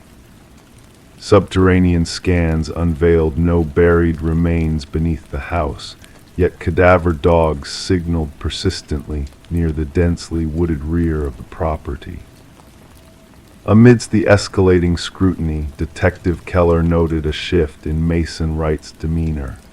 He reported peculiar incidents, whispers in the night, fresh footprints leading to his door but not away, shadowy figures observing from the streets. Despite assigned protection, Mason's paranoia spiraled. The breakthrough surfaced with the unearthing of ancient land records from county archives. The abode had belonged to a reclusive huntsman known as Victor Blackwood. Neighbors spoke of brief encounters with a towering, gaunt recluse who shunned interaction. Blackwood vanished without a trace 15 years prior, his disappearance unprobed. Armed with a warrant, Detective Keller probed deeper into the encompassing forest. Within, a network of primitive hunting blinds concealed, strategically situated along popular trails. Within one blind, a journal lay, chronicling meticulous observations, hikers' movements, gear, and routines. The writing evolved from hunting strategies for fauna to chilling directives regarding humans as per their behaviors, weaknesses, and methods of harvest. The manhunt for Blackwood spanned jurisdictions. Helicopters equipped with infrared optics scanned the woodlands. Tactical squads combed caves and crevices meticulously, yet the quarry remained elusive. Mason Wright vanished without a trace. Authorities, upon revisiting Blackwood's home, unearthed a ghastly find behind a concealed wall in the basement, a workshop stocked with woodworking tools, preservatives, and a newly carved plank bearing a fresh name, unmounted on the exterior wall. The name belonged to the lead forensics analyst from the initial investigation, who had called in sick that day and could not be reached. A vigilant watch encircled the house. Surveillance systems documented every approach, sensors primed for any intrusion. 3 nights hence, alarms blared. Cameras captured a figure emerging from the forest, towering, sinewy, moving with an unnatural grace. As tactical units closed in, the cameras faltered, regaining connection to find the figure vanished without a trace. Today, the house endures constant vigilance. Mason Wright and the forensics analyst remain missing. The probe persists, with fresh resources allocated as similar vanishings unfold in wooded regions. The names etched upon the wall have transcended into legend among law enforcers. Some whisper them in hushed tones, others shun the case entirely. Local hikers skirt the house, fearful that to speak of it may invite their names onto that dreadful list, the names unspoken. Story 11. The aged apartment exuded a sense of history, its time-worn walls holding secrets known only to the building itself. The heating system emitted a low, mournful groan, the pipes occasionally rattling in a familiar rhythm. To her, these sounds were merely background noise, part of the apartment's character, or so she tried to convince herself, until that fateful moment when she heard it, a voice, soft and barely perceptible, drifting through the vents like a haunting melody. It was not the usual chatter of neighbors or distant phone conversations. It was a whisper, calling out her name with eerie precision. Intrigued yet unnerved, she leaned in closer, her heart quickening at the mysterious presence beyond the grate. A chill brushed against her cheek, carrying with it a gentle, almost playful message. "I know you can hear me." Detective Morgan Shaw stood in silence within the empty apartment, her gaze fixed on the rusty vent cover that had been forcefully removed from the wall. The forensics team meticulously combed through the space, capturing every detail with their cameras as if trying to grasp the elusive truth hidden within the walls. The missing woman, Alina Reeves, had been absent for a week before the scent of decay finally drew attention. What they uncovered within the ventilation system defied logic and sent shivers down their spines. Officer Patel recited notes from his pad, mentioning Alina's reports of hearing voices through the vents, which the building management had dismissed as mere quirks of an old building. Shaw knelt by the vent, observing the deep scratch marks surrounding it, evidence of a desperate attempt to break free from within. The markings spoke of a struggle, of fingernails clawing at metal in a frantic bid for escape.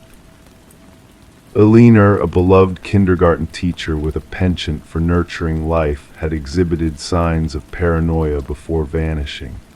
Her apartment, now a silent witness to her absence, revealed subtle clues of her unraveling. A perfectly made bed, an abandoned coffee mug, a chair strategically placed beneath the vent as if someone had been listening intently. As Shaw delved deeper into the investigation, new revelations came to light. Fibers from Alina's cardigan trapped in the vent, a foreign fingerprint on the inside of the cover, and haunting audio recordings from her phone. Alone in her car, rain tapping a somber melody on the roof, Shaw listened to Alina's voice trembling with fear, seeking validation from an unseen entity that responded with chilling whispers of familiarity. The history of the building, once a sanctuary for many, now harbored a dark underbelly. Previous tenants had fled, citing mysterious noises and hallucinations of voices beckoning from within the walls. Harold Weber, the enigmatic superintendent, emerged as a person of interest with access to every corner of the building. His nonchalant demeanor masked a deeper knowledge, a connection to the building's unsettling past. Forensics unearthed a hidden passage in Alina's bathroom, a clandestine pathway that led to the inner workings of the ventilation system. Within this concealed realm, they discovered traces of an intruder, a voyeur lurking in the shadows, living a clandestine existence within the very structure meant to provide comfort and shelter. Weber's meticulously organized files on his computer painted a disturbing picture of obsession and intrusion. Recordings, photographs, and intimate details of his victims laid bare his twisted fantasies. A storage unit revealed a macabre collection of mementos, a shrine to his perverse relationships with those he watched from the shadows. Upon Weber's arrest, a chilling calmness enveloped him, his words dripping with a sinister certainty. The truth unraveled like a dark tapestry, exposing the extent of his depravity. The families of past tenants came forward, sharing tales of unease and loss, validating a pattern of manipulation and terror that spanned years. During the trial, Weber's facade of sanity cracked, revealing a mind consumed by delusions of grandeur intertwined with the very essence of the building itself. The jury's swift verdict of guilt echoed through the courtroom, sealing Weber's fate as a predator lurking in the walls, his whispers forever etched in the memories of those who dared to listen. Now the once bustling apartment building stands silent and empty, a ghostly monument to the horrors that unfolded within its walls. Despite attempts at renewal and fresh beginnings, the echoes of the past persist. Residents speak of strange phenomena, a murmur in the vents, a whisper in the walls, a reminder that some secrets are buried deep within the bones of the building, waiting to be heard by those who dare to listen.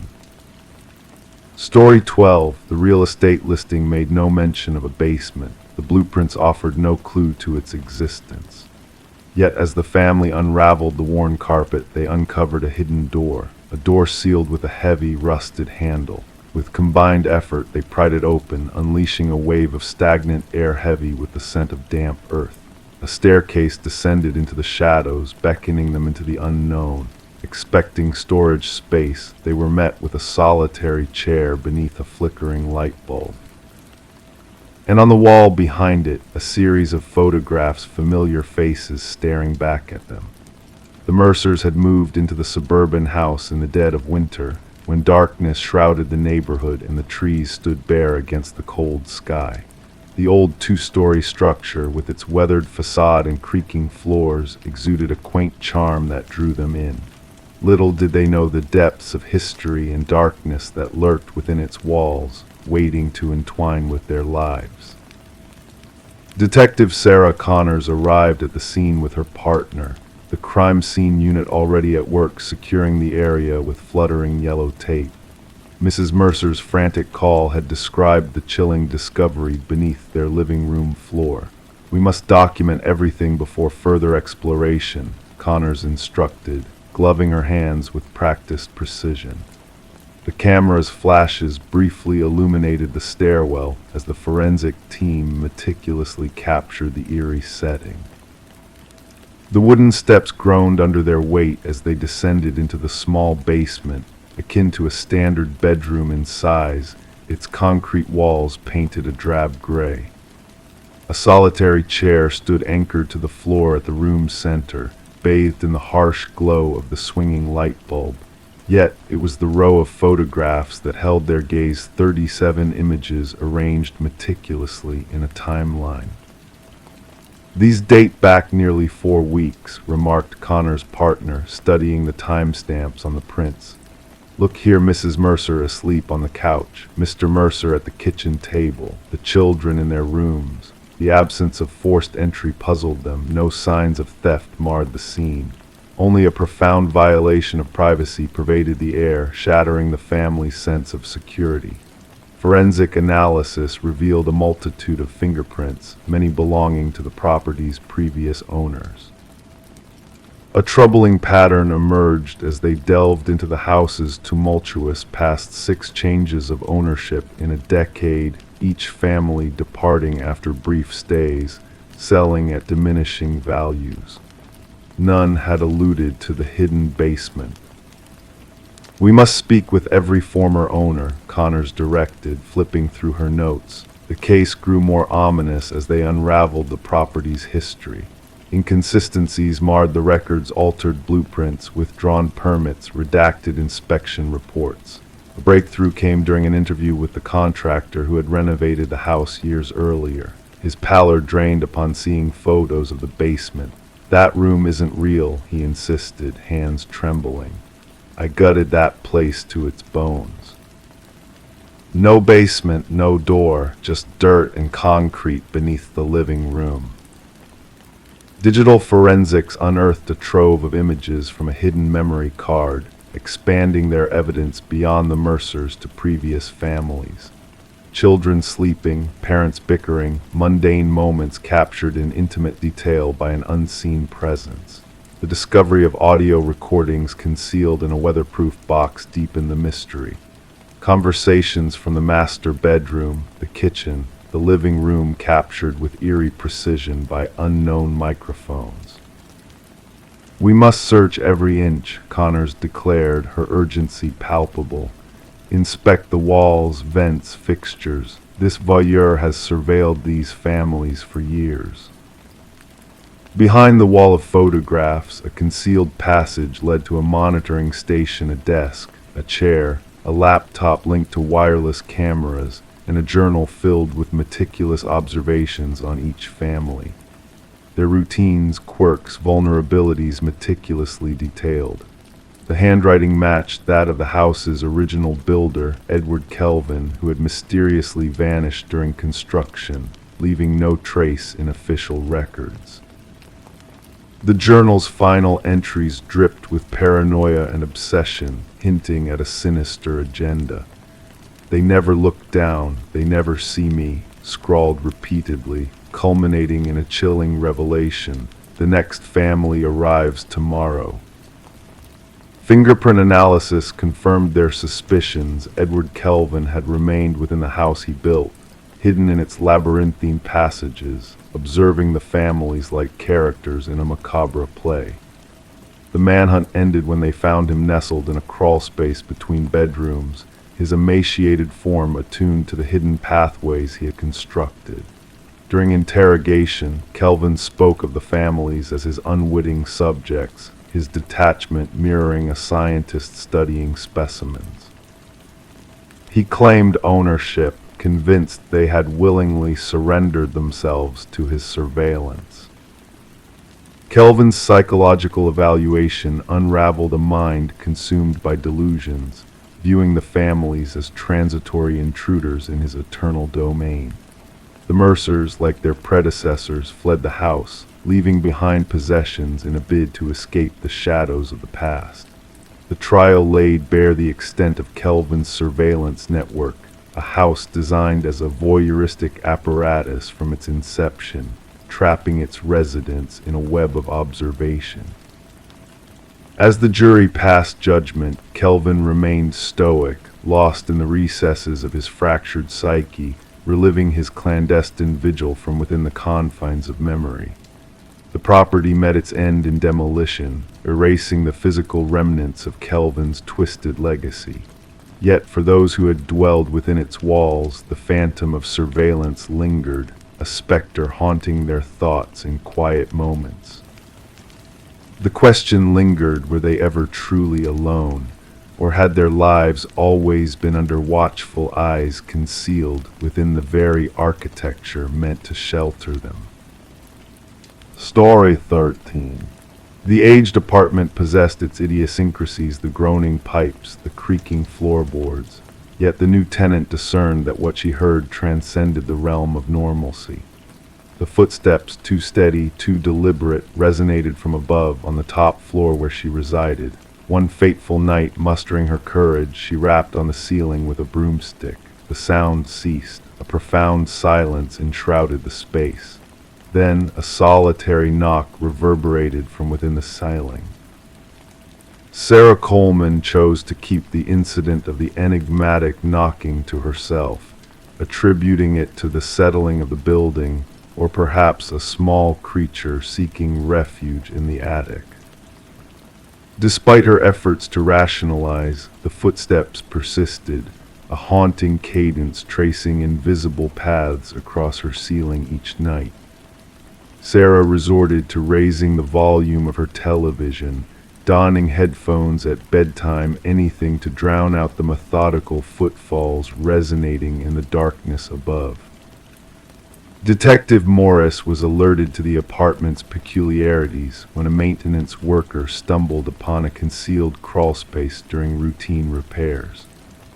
Unveiling a narrow passage hidden behind a section of drywall in the hallway outside Sarah's abode, the worker made a startling discovery, a clandestine living space adorned with remnants of existence, food wrappers, water bottles, a soiled blanket, and a small notebook.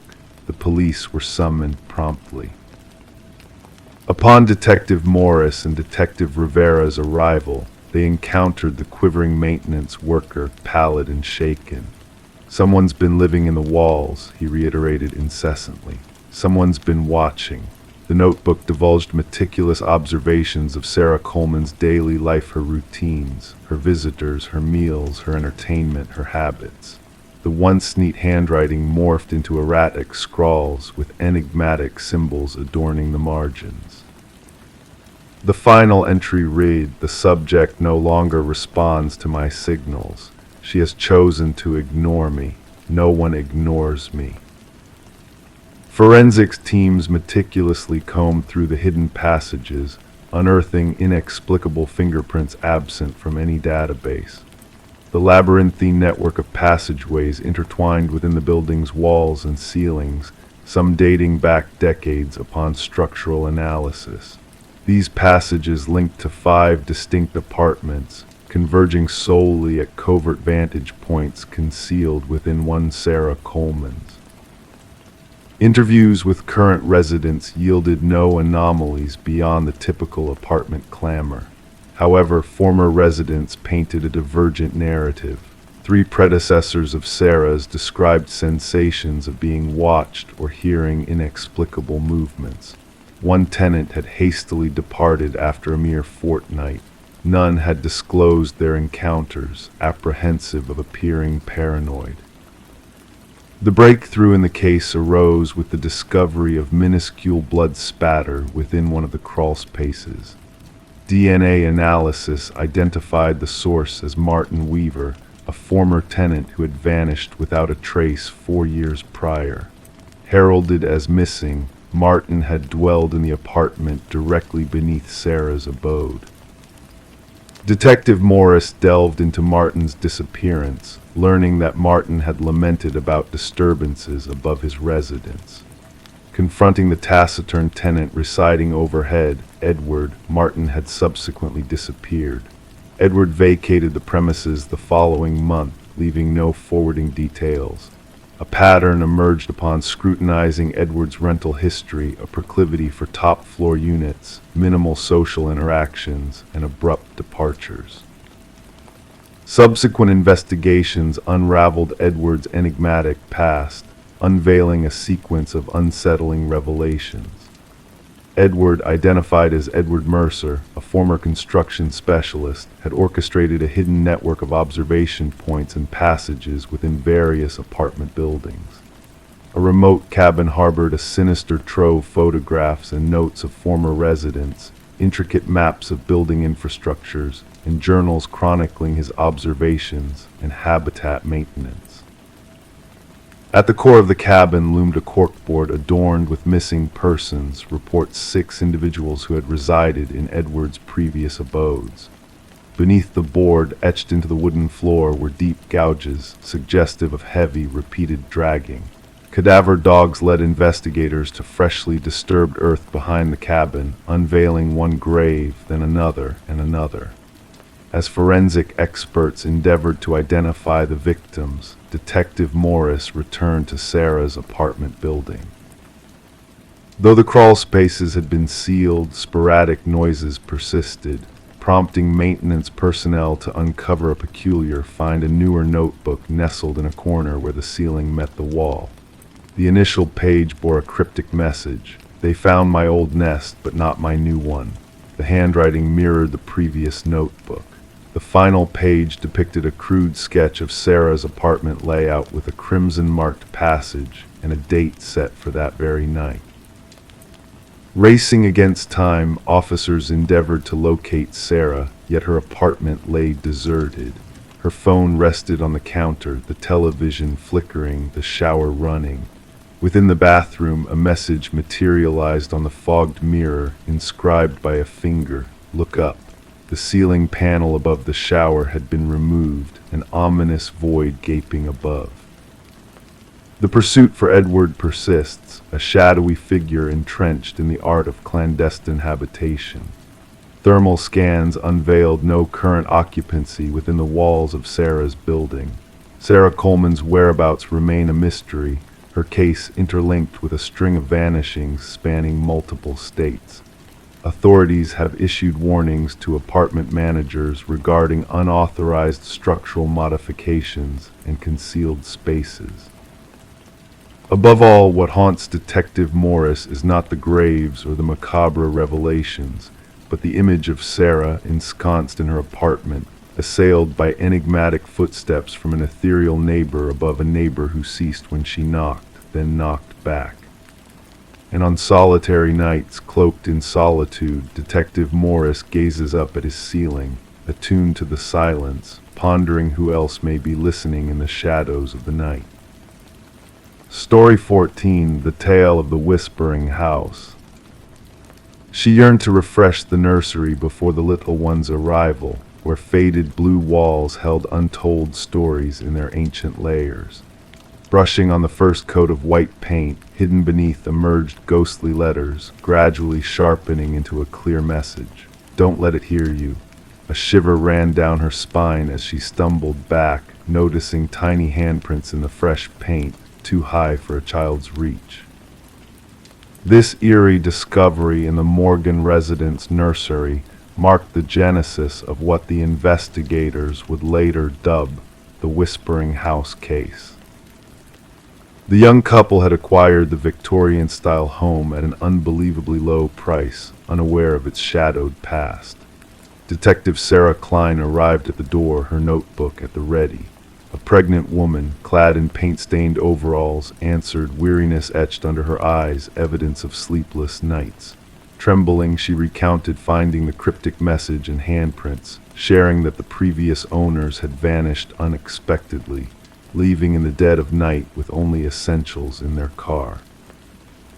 As Detective Klein traversed the historic home, her steps echoing on aged floorboards, she paused in the nursery, observing the half-painted wall. The unsettling message lingered where the painting had ceased abruptly. Beside it, 5 small handprints imprinted on the wet paint, positioned at an adult's shoulder height.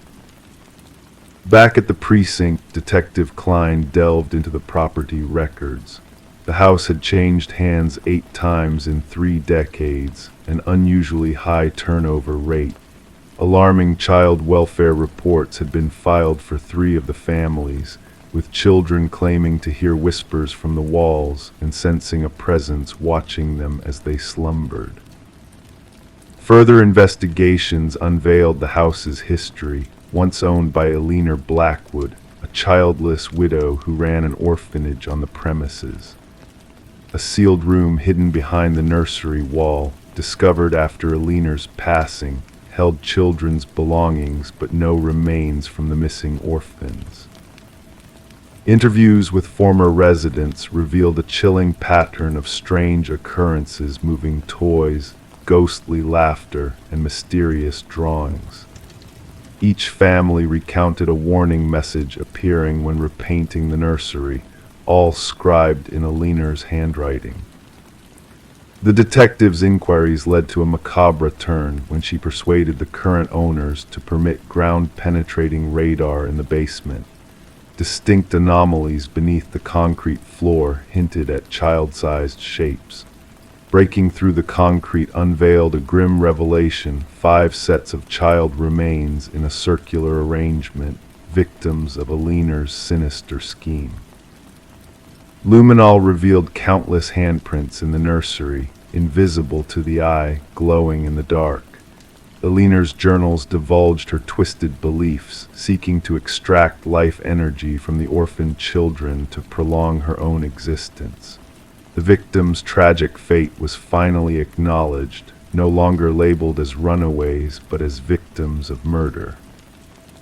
The nursery walls were demolished and the house stood desolate, the pregnant couple refusing to return. Detective Klein's final report documented the haunting handprints and the chilling message, recognizing that justice had been served but an inexplicable presence lingered within the house, reaching out through time and layers of paint. The house, condemned and abandoned, held onto its dark secrets, a spectral reminder of the past. The detective preserved a photograph capturing 5 glowing handprints in the darkness, a poignant symbol that some crimes leave indelible imprints that no fresh coat of paint can erase. Story 15, The Motel stood dreary, a relic of the past where guests rarely lingered. When the clerk handed her the key, a peculiar glint flickered in his eyes. "Just avoid the last door on the left," he whispered cryptically. Intrigue tugged at her, beckoning her towards the forbidden. That night, amidst the hushed corridors bathed in dim light, she found herself drawn to that ominous door. The handle sent a chill through her fingertips, and as she leaned in, she could hear a faint breath, a presence lurking within. Detective Morgan Reed roused from her slumber, stepping beneath the yellow tape marking the crime scene. The scent of iron and decay greeted her, a familiar harbinger of tragedy. The room was a paradox-tidy bathroom, untouched bed, and in between a scene of horror. A young woman lay lifeless, her golden locks splayed like a halo, eyes fixed on the ceiling in eternal shock. Reed knelt beside her, mindful not to disturb the delicate dance of evidence markers. "It's the third one this year," the forensic expert remarked dispassionately, capturing the grim tableau with his camera. Same modus operandi. Reed absorbed the information silently, noting the victim's mismatched elegance in this nondescript setting. The handbag lay open, belongings untouched, a crime of passion, not profit. The hotel manager lingered in the shadows, his pallor betraying his unease. "She arrived alone, paid in cash, I never imagined," his voice faltered. "The maid discovered her during routine cleaning." Reed surveyed the room and knew no signs of forced entry, no defensive wounds. The victim had known her assailant, a chilling realization. Back at the station, Reed pieced together the puzzle on the board. 3 women resembling each other, found in obscure motels. Speculation brewed, whispers of a serial presence haunting the shadows. "Autopsies in," announced Detective Hayes, dropping a file on Reed's desk. "Strangulation manual, no DNA traces, no signs of assault." Reed's brow furrowed. This was personal, a vendetta veiled in darkness. Days blurred into nights as the investigation deepened. Surveillance footage yielded no breakthroughs. The victim, Elaine Werner, a meticulous financial analyst, confounded expectations. Her circle painted her as cautious, methodical, not one to willingly venture into such a place. A breakthrough surfaced during Reed's interview with Werner's sister. She mentioned a man from work, the sister divulged, hands trembling, secretive, complicated, possibly married. Reed lined in. "A name, just C," the sister whispered. The focus shifted to Werner's workplace. Colleagues depicted her as reserved, professional. Yet a business card tucked away led Reed to Charles Emerson, the senior VP. Emerson exuded charm and composure, but Reed sensed a shadow in his gaze. "Did you know Werner personally?" Reed probed casually. A flicker betrayed Emerson, then vanished. Strictly business. Forensics linked partial prints to Emerson, unveiling a clandestine affair. "She threatened to expose us," Emerson admitted, "but I never visited that motel." Contradicting evidence emerged: a credit card trail, incriminating fibers, damning DNA. Emerson's meticulously constructed facade crumbled. In the interrogation room, his veneer cracked, revealing a man consumed by fear of exposure. The trial unfolded swiftly, a spectacle of justice served. Families found closure as Emerson received a lifetime behind bars.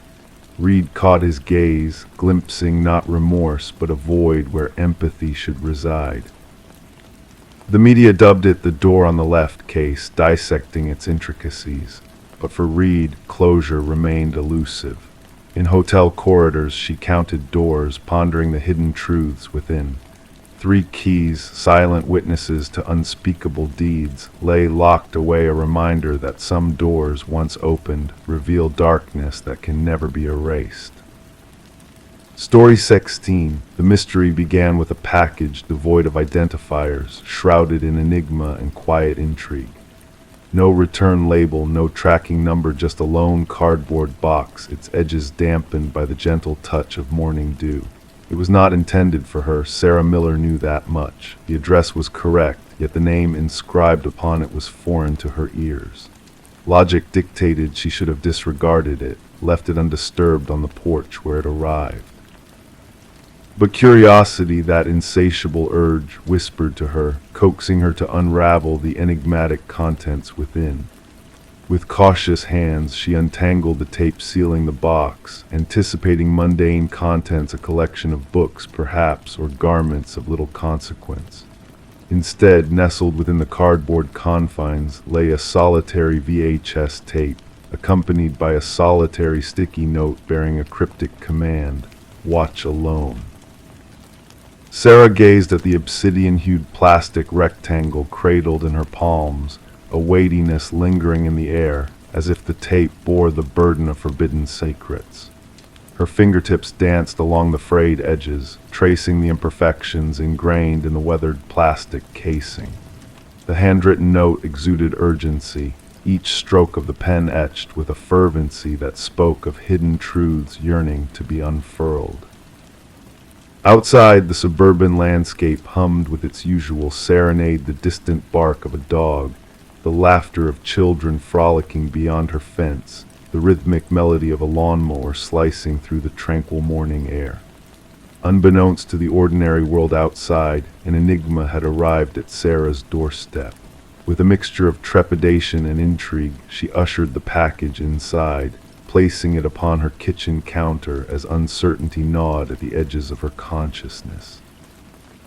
The name adorning the box, Daniel Whitaker, held no significance in her realm.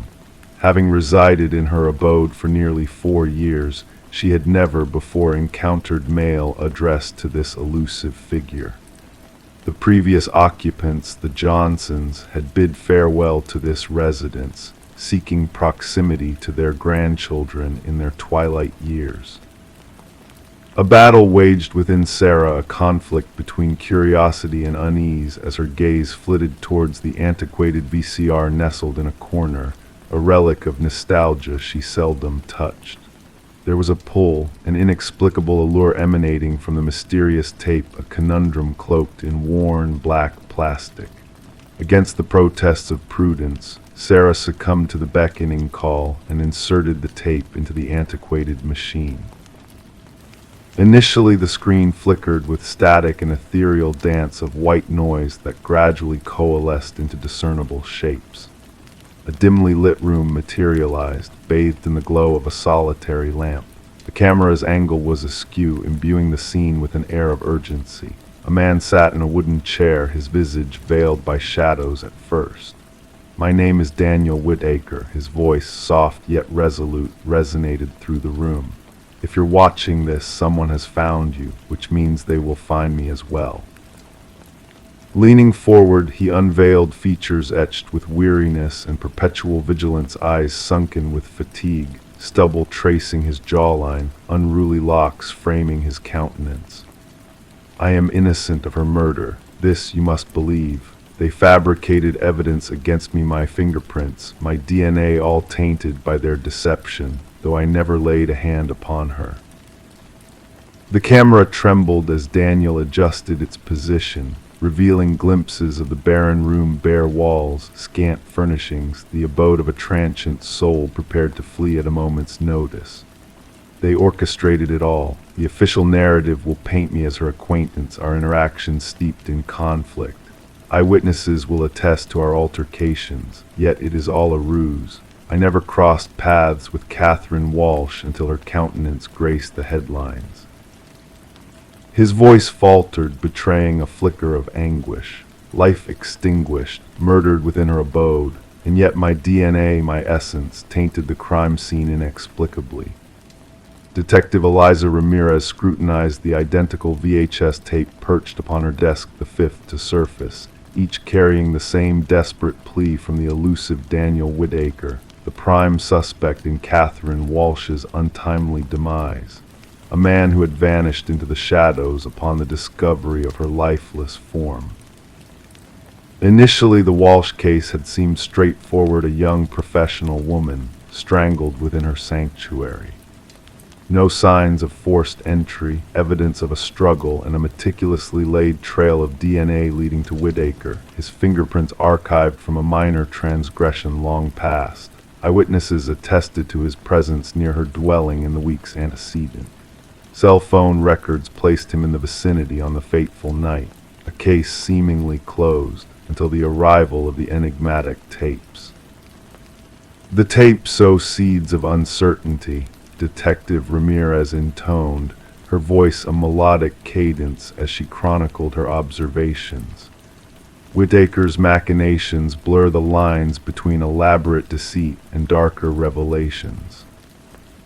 Her gaze flitted across the evidence board photographs, capturing Catherine Walsh's radiant smile at a corporate soiree, crime scene images too harrowing to linger upon, maps pinpointing the delivery locations of the mysterious parcels, and at the epicenter, the driver's license portrait of Daniel Whitaker, his eyes beseeching understanding.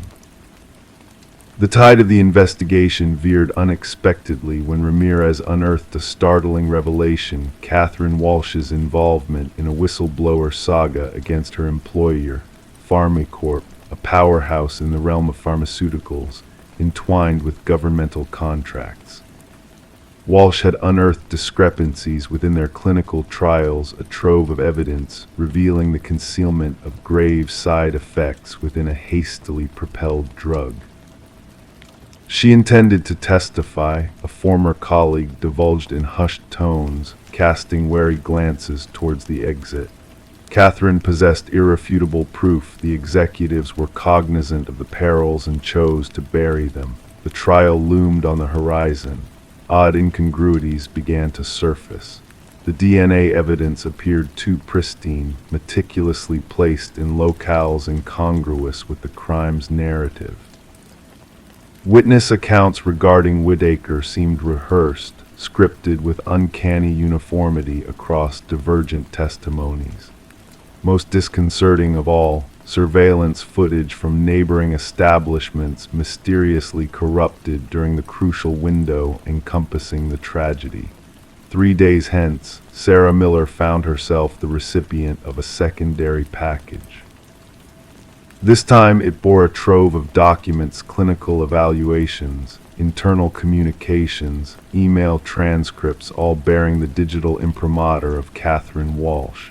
Each parchment a testament to her righteousness. The trajectory of the investigation altered course. Detective Ramirez united with fellow tape recipients, weaving together the threads of Whitaker's clandestine trail.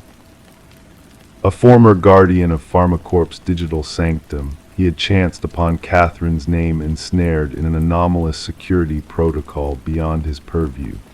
They surveilled her, Whitaker elucidated in a subsequent tape that surfaced. I glimpsed the orders for her monitoring within the system. They were aware of her quest for truth. Then abruptly I found myself locked out of the network.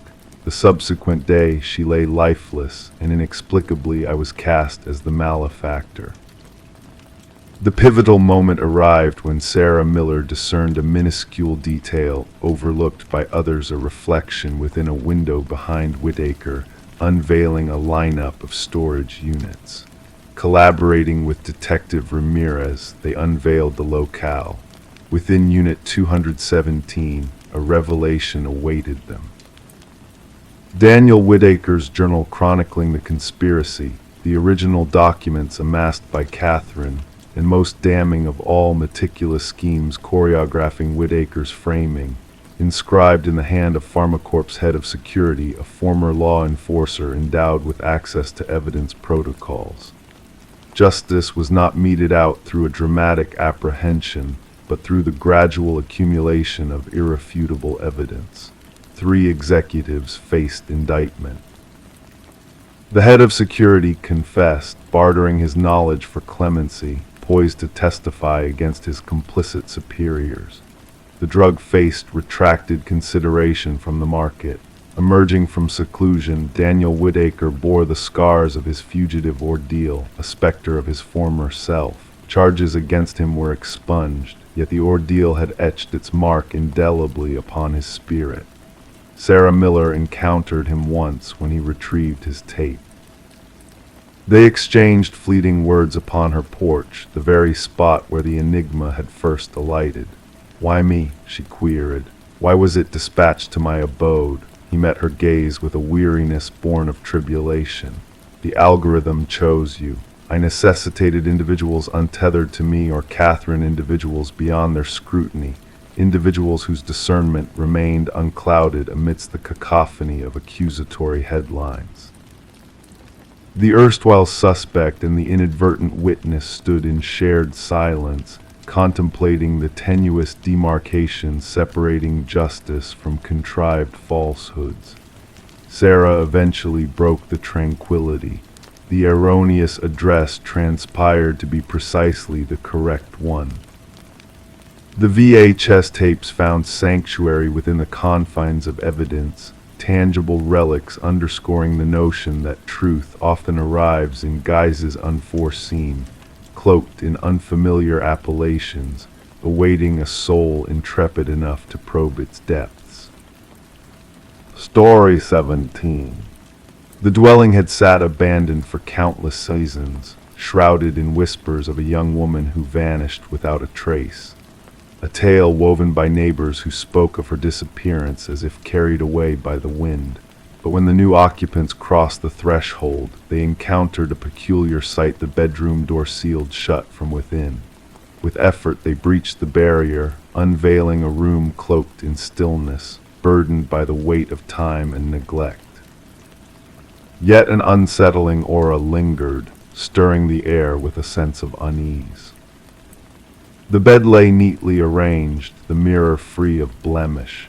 A solitary candle stood dormant, its essence reduced to a mere memory, with wax resembling frozen tears. And there upon the desk rested a notebook, its pages adorned with fresh ink. The final entry bore the date of her disappearance. Detective Morgan delved into the cryptic entries while forensic experts meticulously combed the room for elusive clues. The handwriting belonged to Elise Winters, a woman of 26, reported missing by her kin nearly 5 years prior. Her script flowed elegantly across the parchment, each stroke deliberate and precise, until the final entry, where the ink bore heavily, leaving imprints on subsequent blank sheets. "I sense his gaze upon me this night," the last entry whispered. "The same vehicle has passed thrice by my abode. I've cried out for aid, yet none heed my plea. Should fate intervene, know it was no happenstance." The detective closed the tome, securing it within an evidence pouch. The room exhaled a musty breath, tinged with a subtle hint of chemicals. The landlord loomed in the doorway, visage pallid, arms crossed in silent disquiet. "We combed every crevice ere listing it for lace," he murmured. That door was never sealed. Elise had toiled as a paralegal at Harriman and Associates, a prestigious legal enclave embroiled in high-stakes corporate litigations. Colleagues described her as methodical, devoted, yet gradually withdrawing in the days leading to her vanishing act. She lingered past twilight, her superior confided to the investigators. Mentioned uncovering discrepancies in the Westridge acquisition archives, altered figures, falsified documents. The detective scrutinized portraits of Elise, auburn locks framing somber eyes behind spectacles, perpetually attired in professional attire. The woman portrayed seemed too composed to evaporate into thin air, too organized to dissolve without a trace. The chamber unveiled scant clues, no traces of strife, no crimson stains. Merely a frozen tableau, as if Elise had momentarily stepped away, intending to return. The candle on the desk had metamorphosed into ebony wax, devoid of fragrance. Beneath it, the wood bore scars from searing heat. "What revelations have you unearthed?" queried Morgan of the forensic lead. Multiple sets of prints, mostly eroded with time, yet the intriguing part lies in what's absent. The knob was purged of prints inside and out, likewise the window fastenings. The team probed beneath baseboards, scrutinized behind outlets, scouring for concealed recesses. Beneath a loose floorboard near the closet, they chanced upon a clandestine cache, a waterproof vessel harboring a flash drive and a key. The key unveiled a safe deposit box at Northern Trust Bank, concealing a second flash drive and a trove of documents. The papers unveiled financial transactions between Westridge Pharmaceuticals and offshore accounts linked to several partners at Harriman and Associates. Digital forensics unveiled the contents of both drives, audio recordings, and spreadsheets chronicling manipulated data from Westridge's flagship drug trial, Neuropax. The recordings echoed Elise's voice and that of Vincent Harriman, the firm's senior partner. "These figures must not see daylight," Harriman intoned in a recording. The adverse effects manifested in nearly 40% of subjects, not the 4% disclosed. "Should this leak, our empire crumbles and Westridge shares plummet. Lives hang in the balance," Elise countered. "The seizures manifest precisely as the original data foretold." "This dialogue remains confidential," Harriman declared.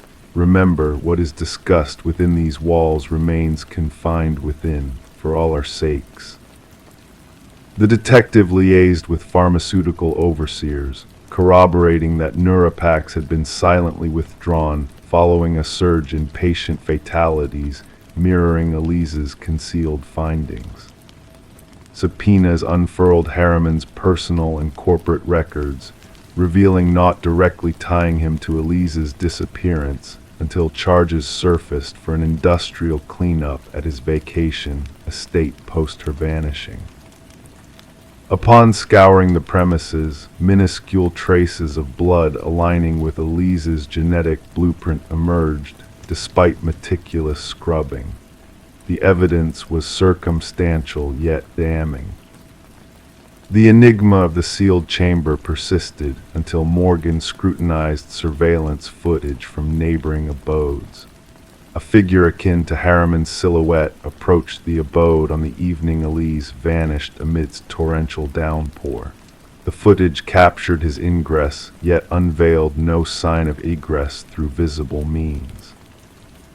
Returning to the bedroom with a structural engineer, they unveiled a concealed passage at the rear of the closet, linking to subterranean maintenance corridors sprawling beneath the neighborhood's antiquated dwellings. The passage had been concealed with fresh plaster and painted to blend seamlessly with the original wall. Vincent Harriman was apprehended during a board conclave. Confronted with the damning proof, he clung to his innocence, ascribing Elise's machinations to a bid to flee the nation with the incriminating documentation. She was unbalanced, plagued by paranoia, he professed to the investigators. She fabricated evidence to assail the firm post her promotion denial. The jury dissented. Footage salvaged from Elise's covert camera, nestled within a bookend upon her shelf, depicted Harriman entering her sanctum that fateful eve. The recording halted abruptly as he neared her desk, where she sat engrossed in her script. Prosecutors posited that Harriman, post Elise's demise, barricaded the door from within using a rudimentary contrivance of string and hook, absconding through the concealed passage. Years later, he revisited ere the new tenant's arrival to purge any remnant that might implicate him. Unwittingly, he preserved the tableau as investigators needed to unearth the truth. Harriman was convicted of first-degree homicide sans a corpus ever being recovered. The pharmaceutical magnates embroiled in the fraud faced separate indictments. Families of Neuropax casualties launched a class action suit unveiling systemic corruption. At the sentencing, Elise's mother addressed the tribunal. "My daughter's chamber stood frozen, encapsulating the verity she sacrificed herself to unveil. She never truly vacated that space. Her quest for rectitude remained ensconced within, awaiting discovery." The new tenants shunned occupancy. The domicile stands uninhabited anew, its enigmas laid bare yet not forgotten. Locals skirt around it post-twilight, some claiming to glimpse a flicker in the uppermost window the chamber where a young woman waged her final battle against potent men who deemed their misdeeds shielded eternally. Justice sought out Elise Winters, not in life, but in the testimony she left behind. The chamber she seemingly vacated metamorphosed into both her sepulcher and her testament. Story 18. The river flowed lazily that morning, its surface smooth as glass, undisturbed by even the gentlest whisper of a breeze. The fisherman, lost in his own thoughts, almost missed the sight of a suitcase bobbing near the shore. At first glance, he thought it might be a pile of discarded clothes left behind by careless passers-by. But as he ventured closer, a pungent odor assaulted his senses, thick, sweet, and all too familiar. The suitcase was wrapped in chains, its metal edges tinged with rust from exposure to the elements. When authorities pried it open, they were met not by a pile of garments, but by a haunting sight, a tangle of hair, fingers frozen in a silent plea. And at the bottom, a chilling note that sent shivers down their spines. This isn't the first. Detective Sarah Mercer arrived at the scene, her handkerchief pressed firmly against her nose to ward off the noxious smell that hung heavy in the air. The victim, a woman in her mid-30s named Catherine Walsh, lay before her, her once dark hair now matted and her pallid skin marked by the cruel touch of the water. The medical examiner worked meticulously, each movement deliberate as they catalogued every detail before the body was gently taken away. What struck Mercer most was not the manner in which the victim had been disposed of, but the eerie sense of care that had been taken with her appearance, nails polished, hair styled, dressed in garments of luxury. She was not just discarded here, Mercer murmured, her gaze fixed on the tranquil waters that lapped against the muddy shore. She was prepared, presented. Catherine Walsh, a successful real estate agent known for her expertise in selling high-end properties, had lived a life shrouded in mystery. Divorced, childless, residing alone in an affluent neighborhood, she was a figure of ambition and discretion in the eyes of her colleagues. Her sudden disappearance had raised alarm when she failed to show up for a crucial showing with wealthy clients, a deal that promised to be her most lucrative yet. As investigators delved into Walsh's meticulously curated world, they found her home to be a portrait of perfection. Every corner gleamed with precision, every object in its designated place. Yet it was in her home office that a crack in the facade appeared, a drawer slightly ajar, revealing a leather-bound journal. The final entry within sent a chill down their spines. He's watching again. Same car, different plates. Further digging into Walsh's digital footprint unveiled a trail of unsettling messages from unknown sources, all bearing the same unnerving phrase, "I see your perfection." Each message sent at a precise moment on varying days, a sinister pattern emerging from the shadows. Her online searches for security measures and self-defense tools painted a picture of paranoia, of a woman haunted by an unseen menace. Detective Mercer pieced together the fragments of evidence, the puzzle slowly taking shape before her eyes. This was not a crime of passion, but a ritualistic act carried out with chilling precision. A breakthrough came unexpectedly from a local pawnshop owner who recognized Walsh's distinctive emerald necklace among his wares. The man who had pawned it was none other than Michael Linden, a nondescript maintenance worker with a penchant for blending into the background. Surveillance footage revealed his repeated visits to Walsh's building, often under the guise of routine maintenance, his presence weaving a sinister thread through her life. Inside Linden's modest apartment, a macabre tableau unfolded.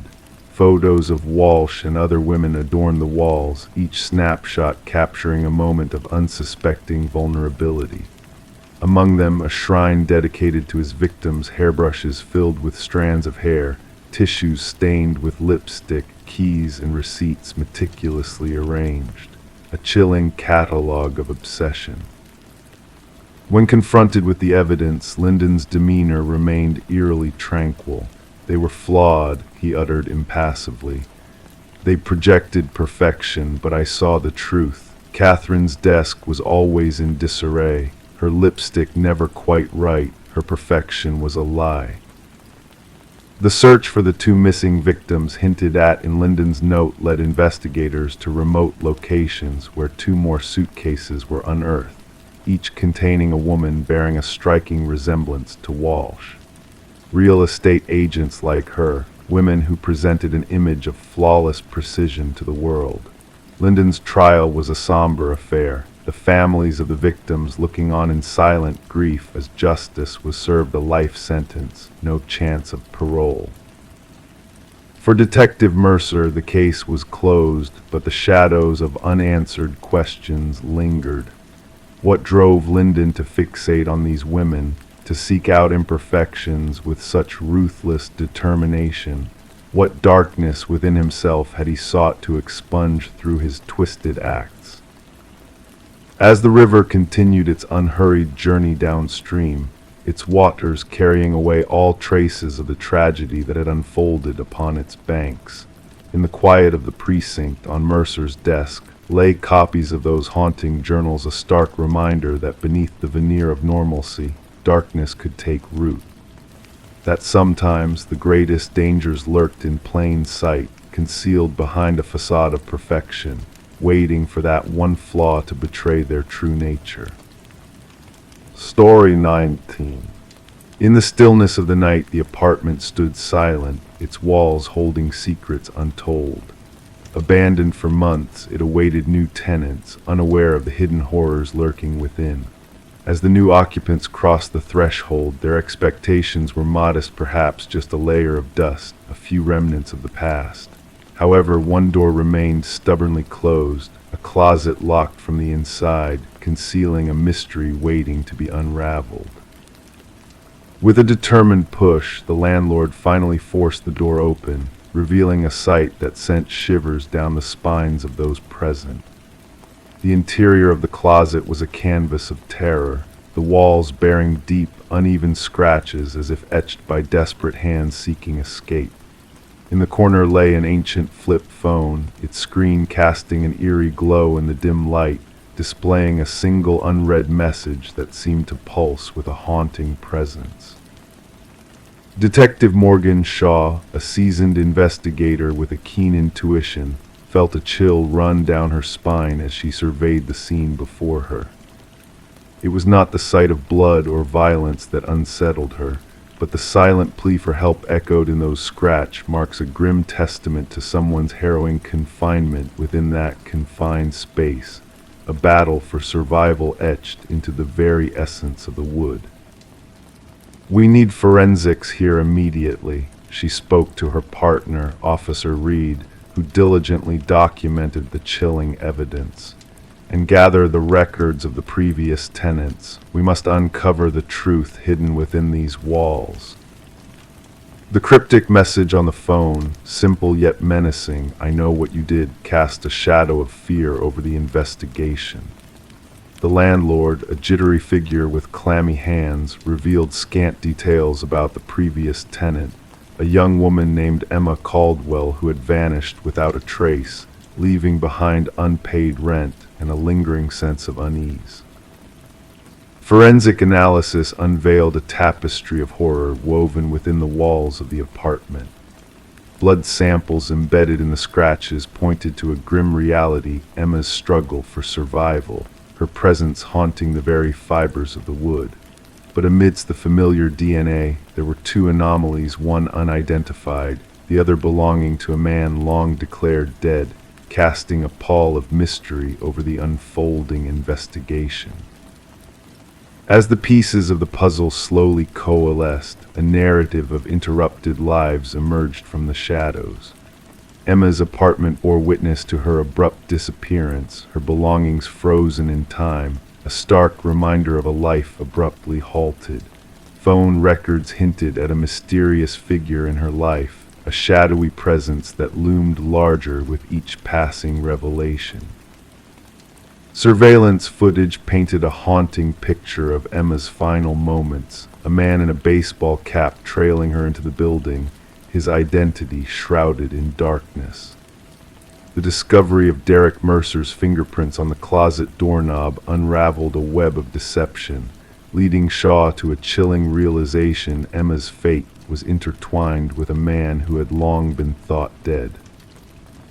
As the investigation delved deeper, a connection to another missing woman, Lynette Porter, surfaced a link to a past shrouded in shadows and whispered secrets. Mercer's elaborate facade began to crumble, revealing a sinister truth hidden behind a veil of normalcy, a truth that threatened to engulf all who dared to uncover it. The manhunt for Derek Mercer spanned across boundaries, a race against time to stop a predator who thrived on the suffering of his victims. Forensic psychologists painted a portrait of a man driven by dark impulses, a twisted desire to watch hope wither away in the confines of his twisted reality. When Mercer was finally apprehended, a sense of closure washed over Shaw and her team, yet the lingering specter of Emma's fate remained unresolved.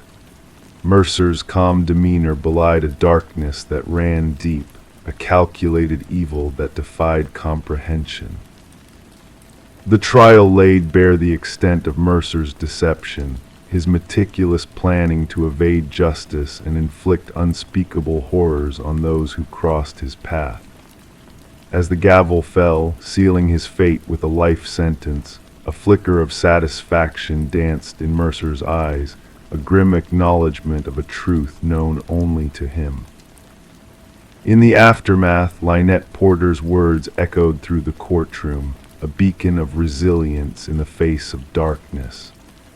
As Mercer languished in his cell, a prisoner of his own making, the light of justice pierced through the shadows, illuminating a path forward for those left scarred by his malevolence. The legacy of the case reverberated through the halls of law enforcement, a reminder that evil wears many faces, some hidden in plain sight.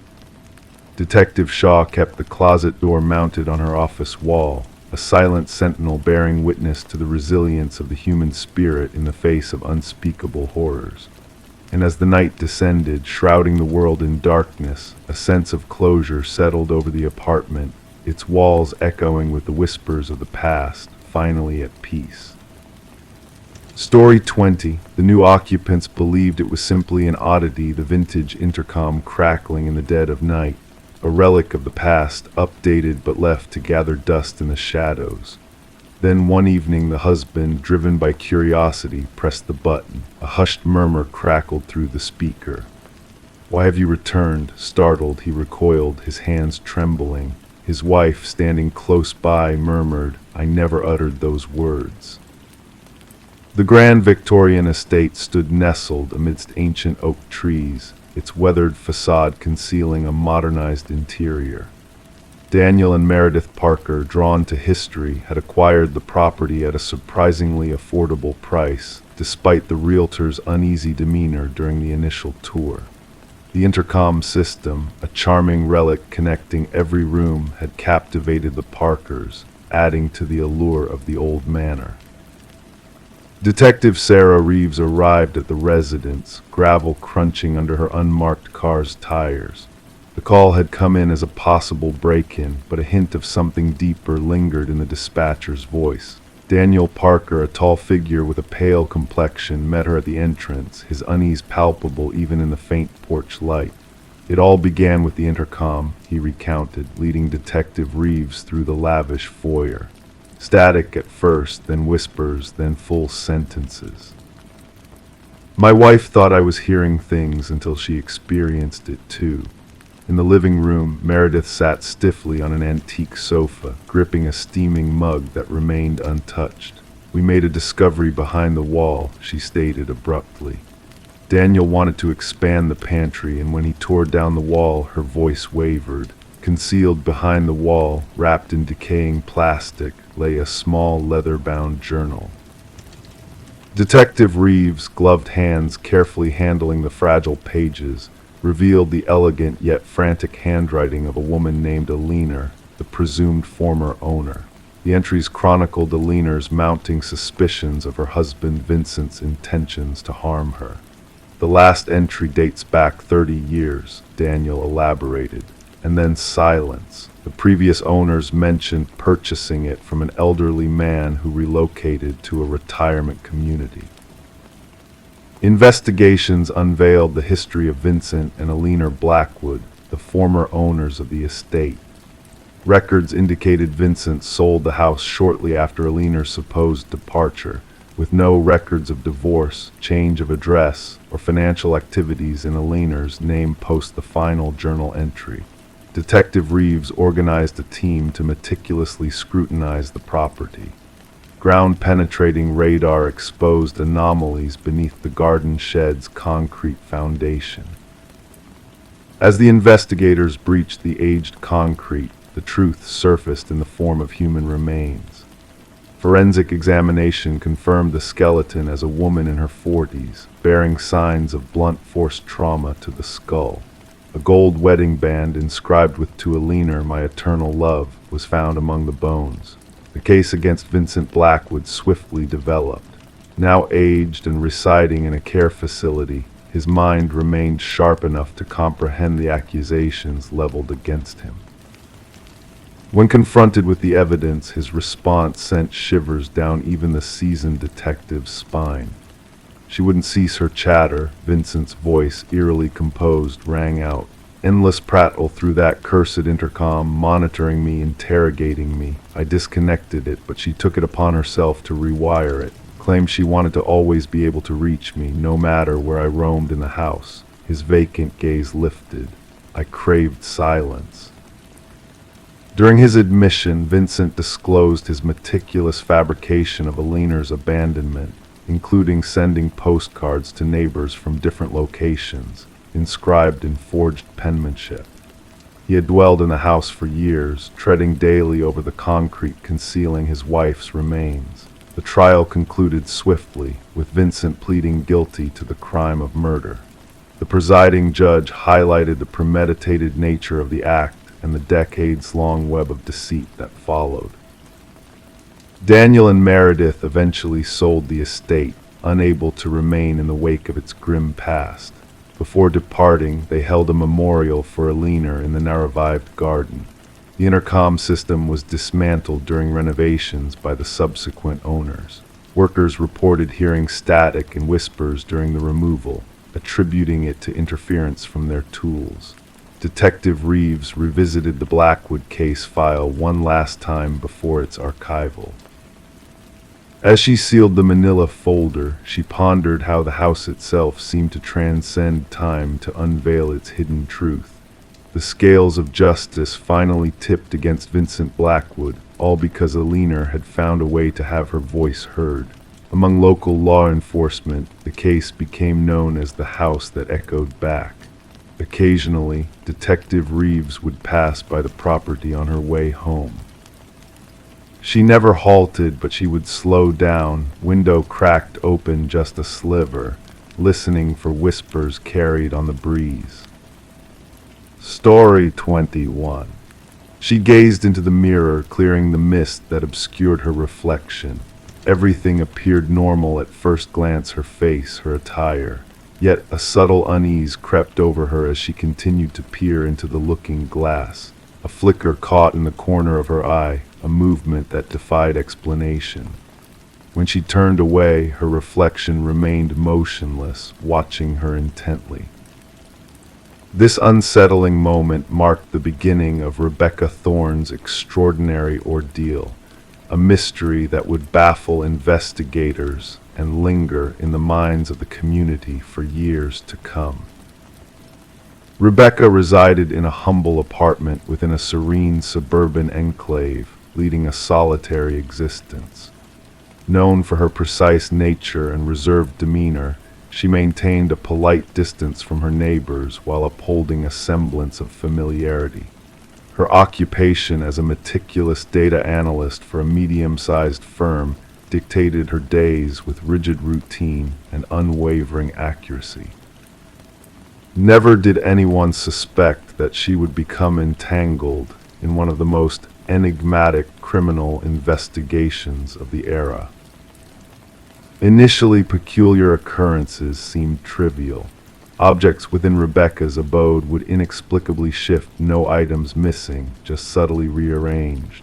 A coffee cup relocated to a different shelf, books rearranged, her toothbrush displaced. She attributed these anomalies to mere lapses in memory, a consequence of prolonged hours spent analyzing data under harsh fluorescent lights, straining her vision to the point of distortion. Detective Marion Shaw first encountered Rebecca's concerns after she reached out to authorities following weeks of unsettling disturbances. The initial evaluation deemed the situation non-criminal, leaning towards a mental health issue rather than criminal activity. Shaw cataloged the complaint but placed it among the stack of low-priority cases. There was no tangible evidence, Shaw later recounted. No signs of forced entry, no missing items. Just a woman plagued by a sense of unease within her own home. The pivotal moment arrived with the incident involving the bathroom mirror. During her subsequent interaction with the police, Rebecca recounted the chilling experience in vivid detail, the sensation of her reflection moving independently, the constant feeling of being under scrutiny even in solitude. This time she presented proof, footage captured by a security camera she had installed, aimed at her entrance.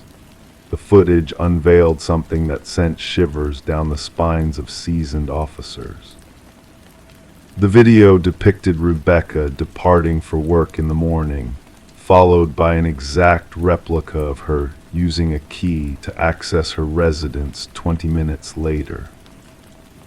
Forensic experts scrutinized the footage for signs of tampering or digital manipulation, finding none. The doppelganger moved with precision, dressed identically, even carrying Rebecca's distinctive leather bag. However, Rebecca's workplace security system's timestamp data confirmed her presence at the office across town during the same time frame.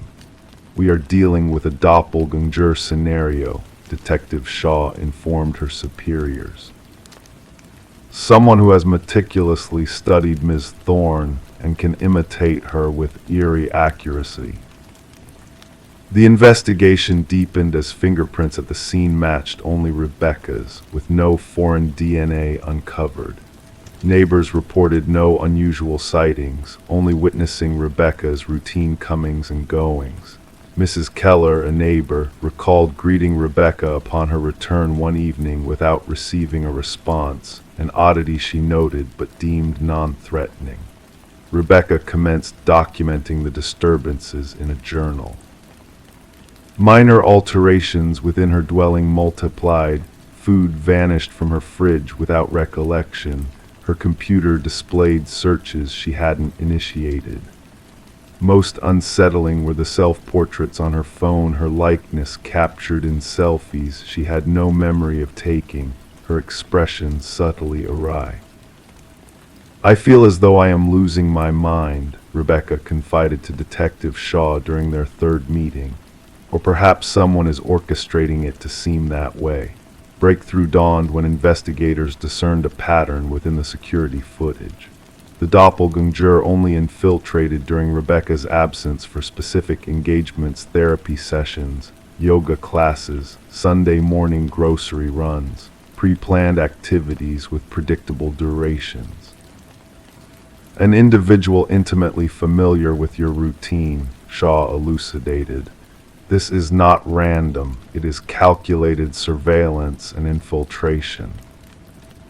A forensic psychologist posited a fixation theory, suggesting an individual fixated on assuming Rebecca's identity, living her life, potentially aiming to supplant her entirely. Though rare, such cases were documented in psychological literature, involving perpetrators who suffered a mental rupture fixating on a target embodying desired traits: stability, beauty, success, normalcy. The focus narrowed upon Rebecca's mention of a former co-worker, Lily Winters, terminated for escalating erratic behavior. Lily, closely associated with Rebecca, frequently remarked on their resemblance. Post-dismissal, she sent Rebecca unsettling emails hinting at a shared identity, We could be mirror images, one message read. At times, I feel more like you than you do. With a warrant secured, Detective Shaw led a search of Lily's abode, unearthing a chilling revelation that escalated the case from disconcerting to petrifying. Within Lily's residence, a room was fashioned into a shrine-like replica of Rebecca's bedroom, adorned with countless photos capturing Rebecca's daily activities without her knowledge. Wardrobes mirrored Rebecca's attire, cosmetics mirroring her preferred brands, accompanied by meticulous notes on her mannerisms, speech patterns, and routines. Particularly incriminating were the mimicry videos Lily's attempts at emulating Rebecca's gait, gestures, expressions showcased a progression from awkward mimicry to nearly flawless replication. "She aspired to be me," murmured Rebecca upon viewing the evidence, "not merely imitating but erasing me." Technicians uncovered advanced apparatus for crafting key duplicates and replicating electronic access cards, alongside an intricate system monitoring Rebecca's movements, featuring a calendar with precise schedule projections. Perplexingly, Lily's ultimate intentions remained elusive.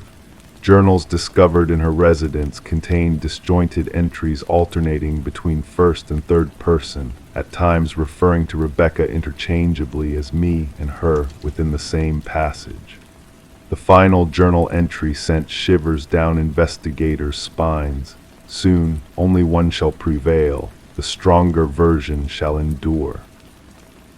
When authorities moved to apprehend Lily, she had absconded, leaving behind signs of abrupt departure, drawers ajar, technology missing.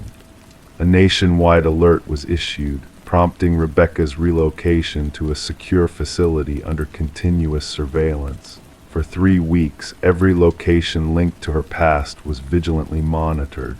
Lily remained elusive. The case took a harrowing turn when a security officer at Rebecca's former workplace reported an anomaly. Rebecca was sighted entering the premises despite being on leave. Surveillance footage corroborated the account. An individual identical to Rebecca accessed the building using a valid ID, proceeded to her former workstation, and meticulously pored over her files for 40 minutes before exiting. Meanwhile, the real Rebecca remained sequestered in protective custody, rendering her presence at the office implausible. The grim reality unfolded. Lily had not fled. She had made her decisive move. Assumedly, she now inhabited Rebecca's life, seamlessly stepping into her existence while the authentic Rebecca concealed herself. The case lingered unresolved. Lily Winters eluded capture, and Rebecca Thorne opted to forge a new identity in an undisclosed haven, forsaking her former life. Detective Shaw retained a photograph on her desk, a pair of strikingly similar women, one Rebecca Thorne, the other Lily Winters. Occasionally she scrutinized their visages, seeking disparities, the subtle nuances demarcating one from the other. The true terror, Shaw imparted to rookie detectives, does not lie in resembling or sounding like another. It resides in the fervent desire to assume another's identity to the extent of erasing oneself in the process. Our identity is not merely what we present, but what we safeguard most zealously. Sometimes its worth is only realized when threatened with theft. Story 22.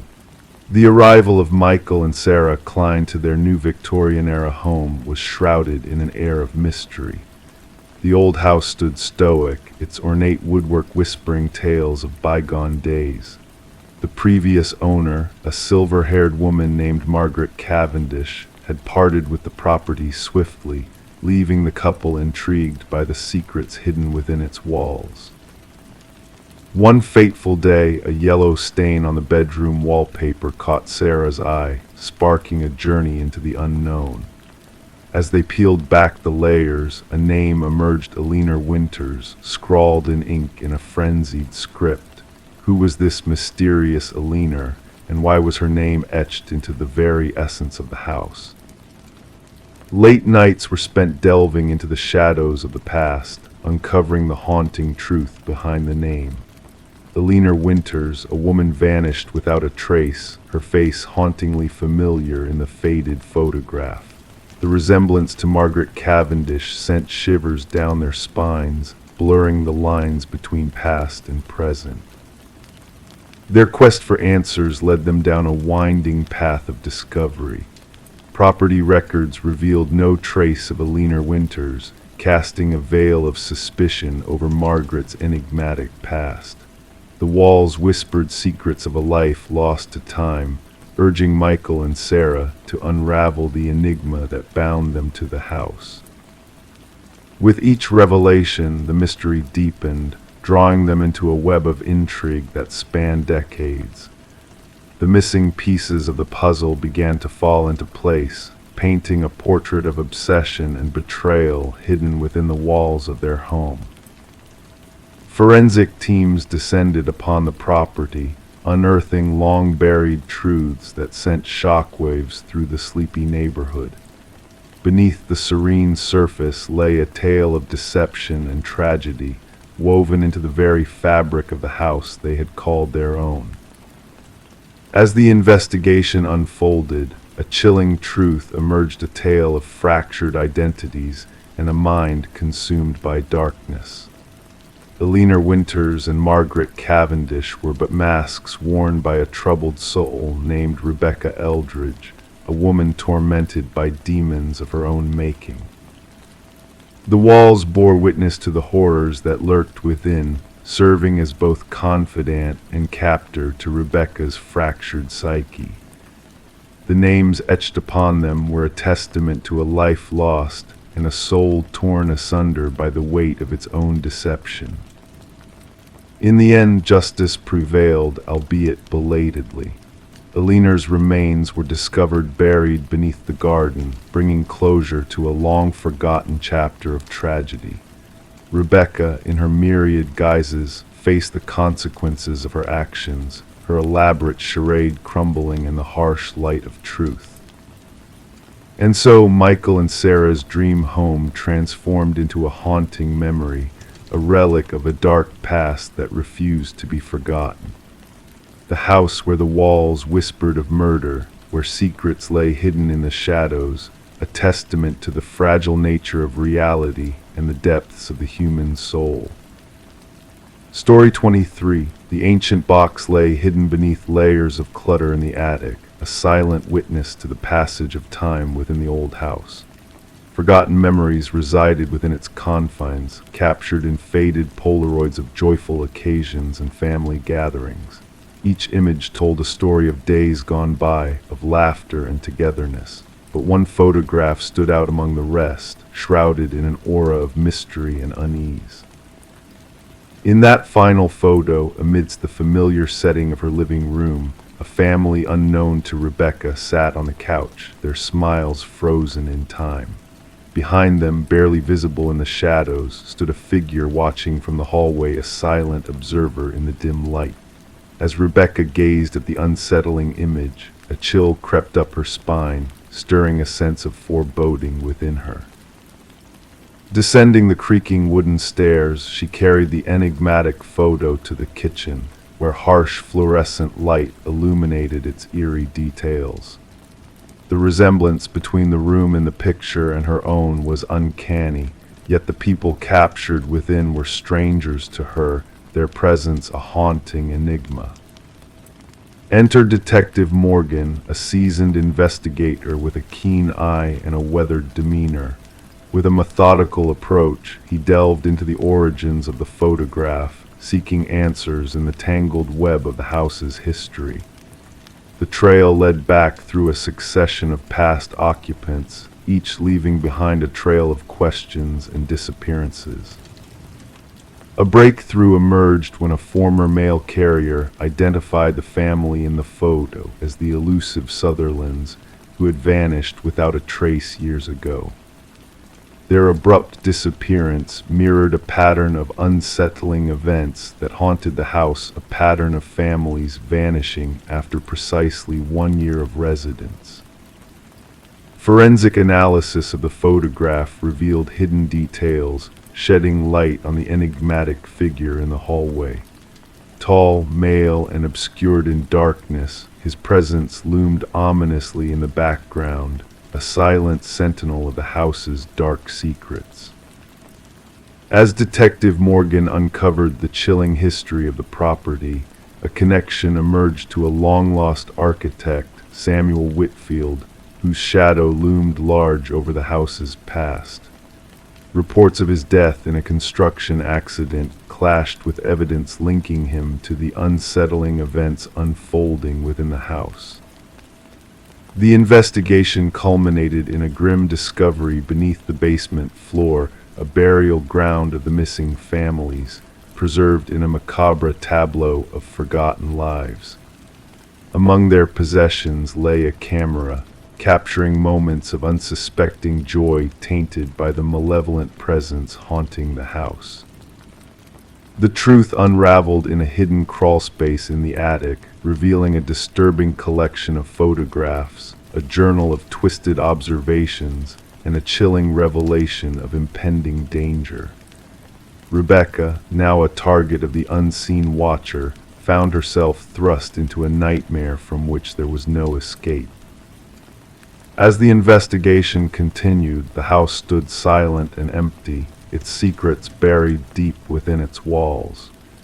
The enigma of Samuel Whitfield lingered, his true fate shrouded in mystery, leaving behind a legacy of fear and uncertainty.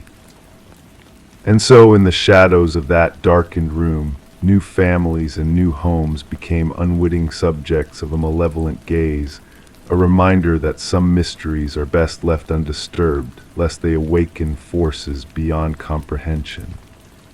The echoes of the past lingered, a haunting refrain of unseen watchers and vanished souls, a tale of darkness waiting to be told.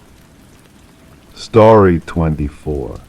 Once upon a time, a faint flicker danced across the baby monitor screen, a subtle disturbance in the peaceful night.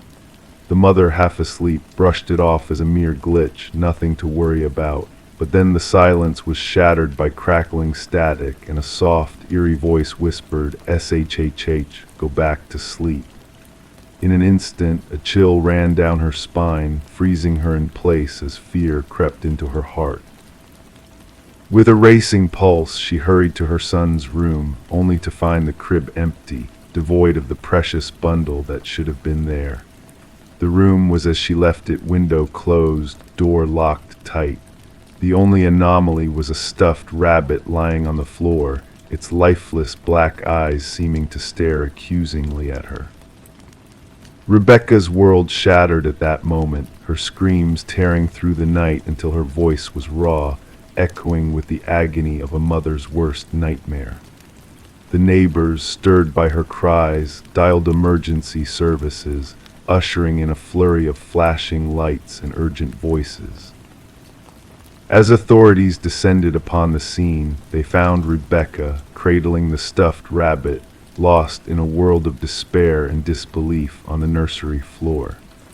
Little Samuel, just 4 months old, had vanished without a trace, leaving behind a void too profound to fathom.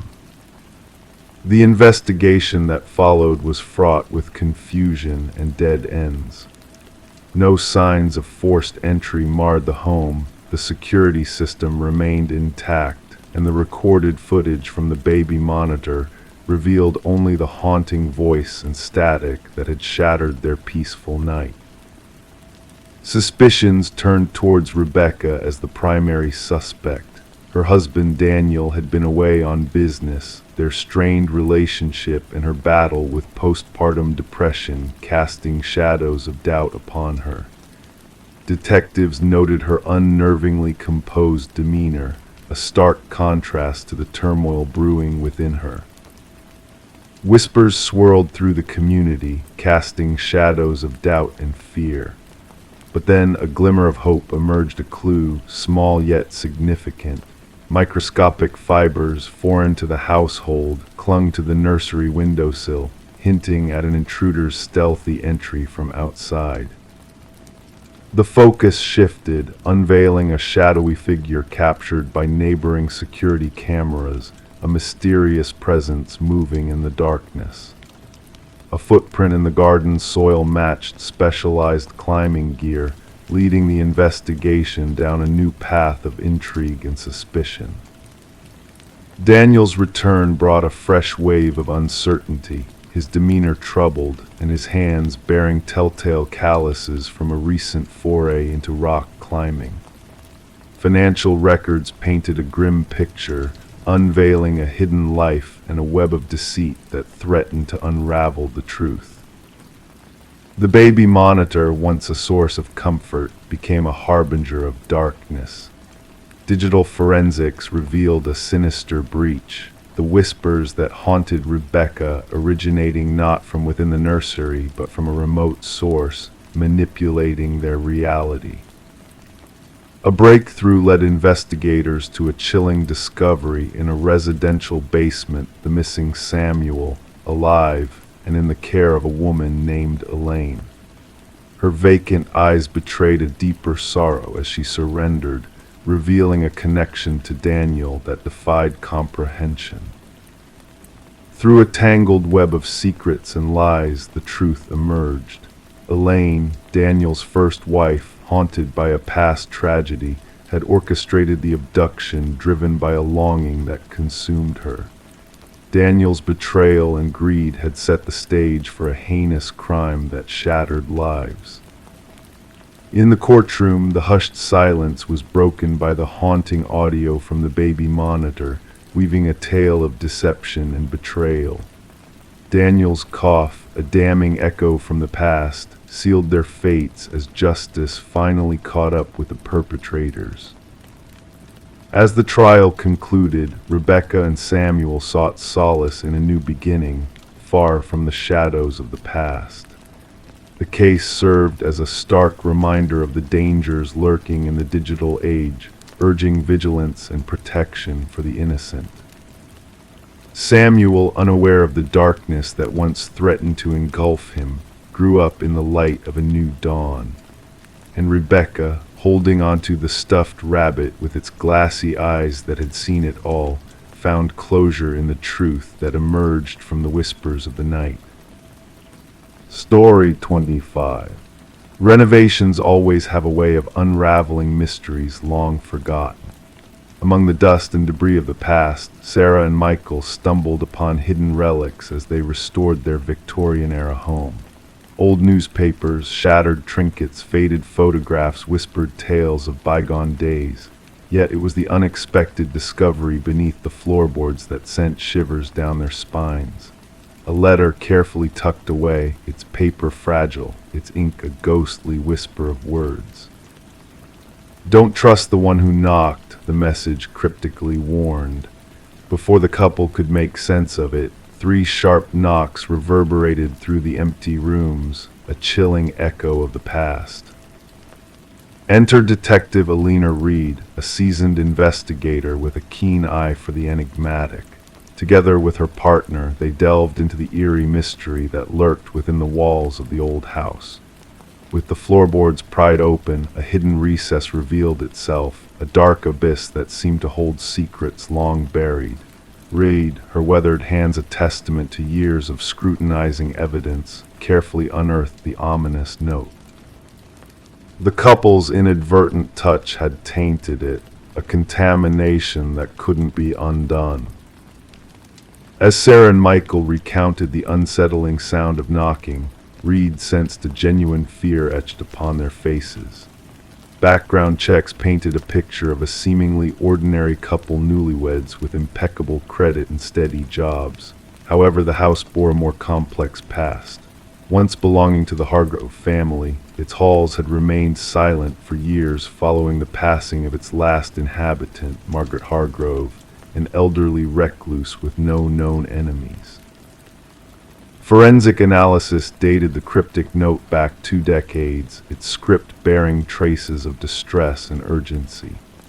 Margaret, in her twilight years, had lived with her late husband Franklin, a respected teacher known for his woodworking craft, yet whispers from the past hinted at a darker truth.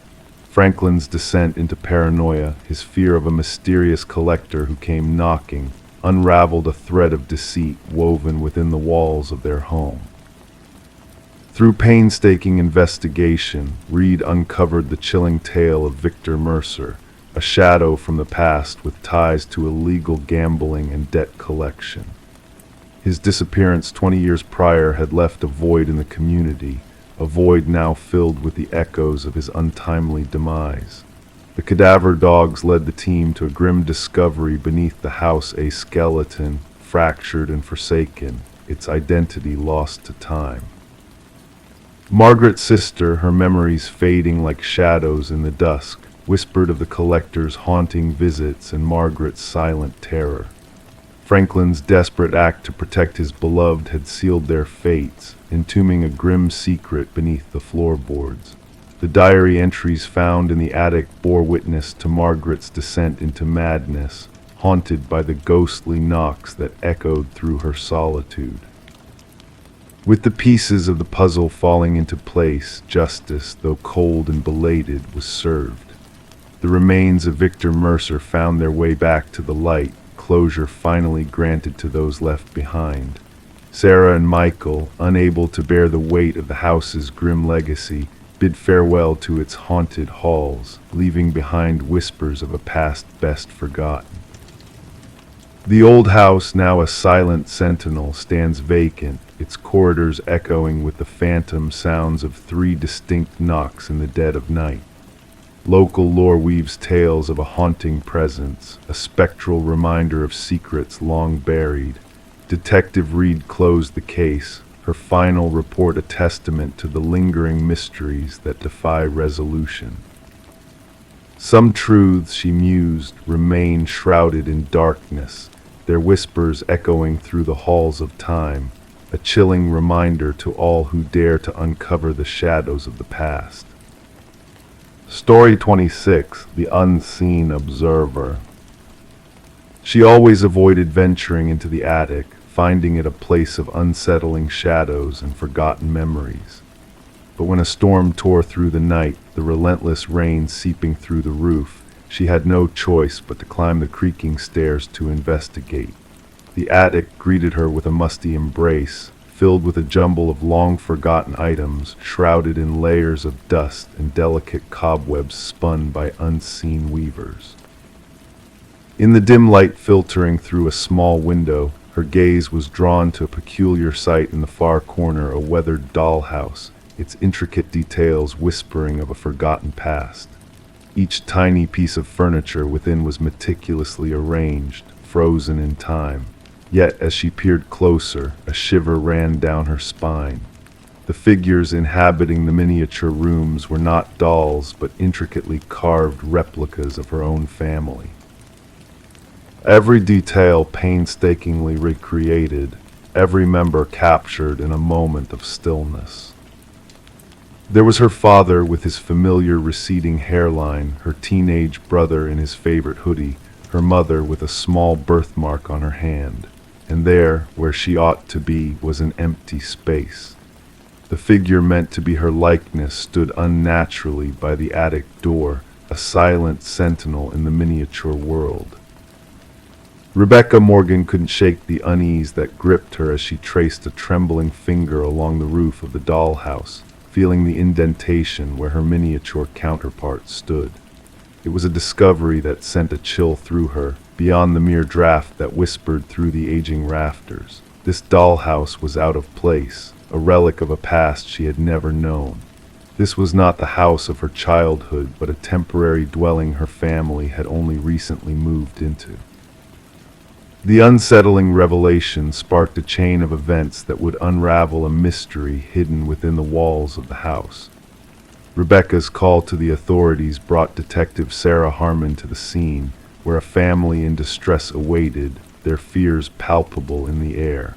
What seemed at first like a bizarre prank or a figment of an overactive imagination soon revealed itself to be a tapestry of unsettling truths.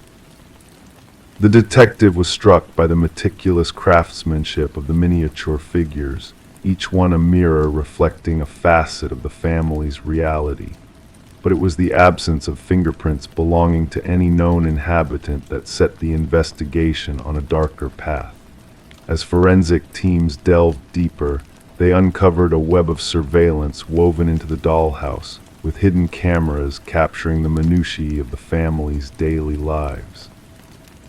The positions of the tiny figures within the dollhouse mirrored not just a single evening, but a pattern of observation spanning days, hinting at a meticulous observer with intimate knowledge of the family's routines.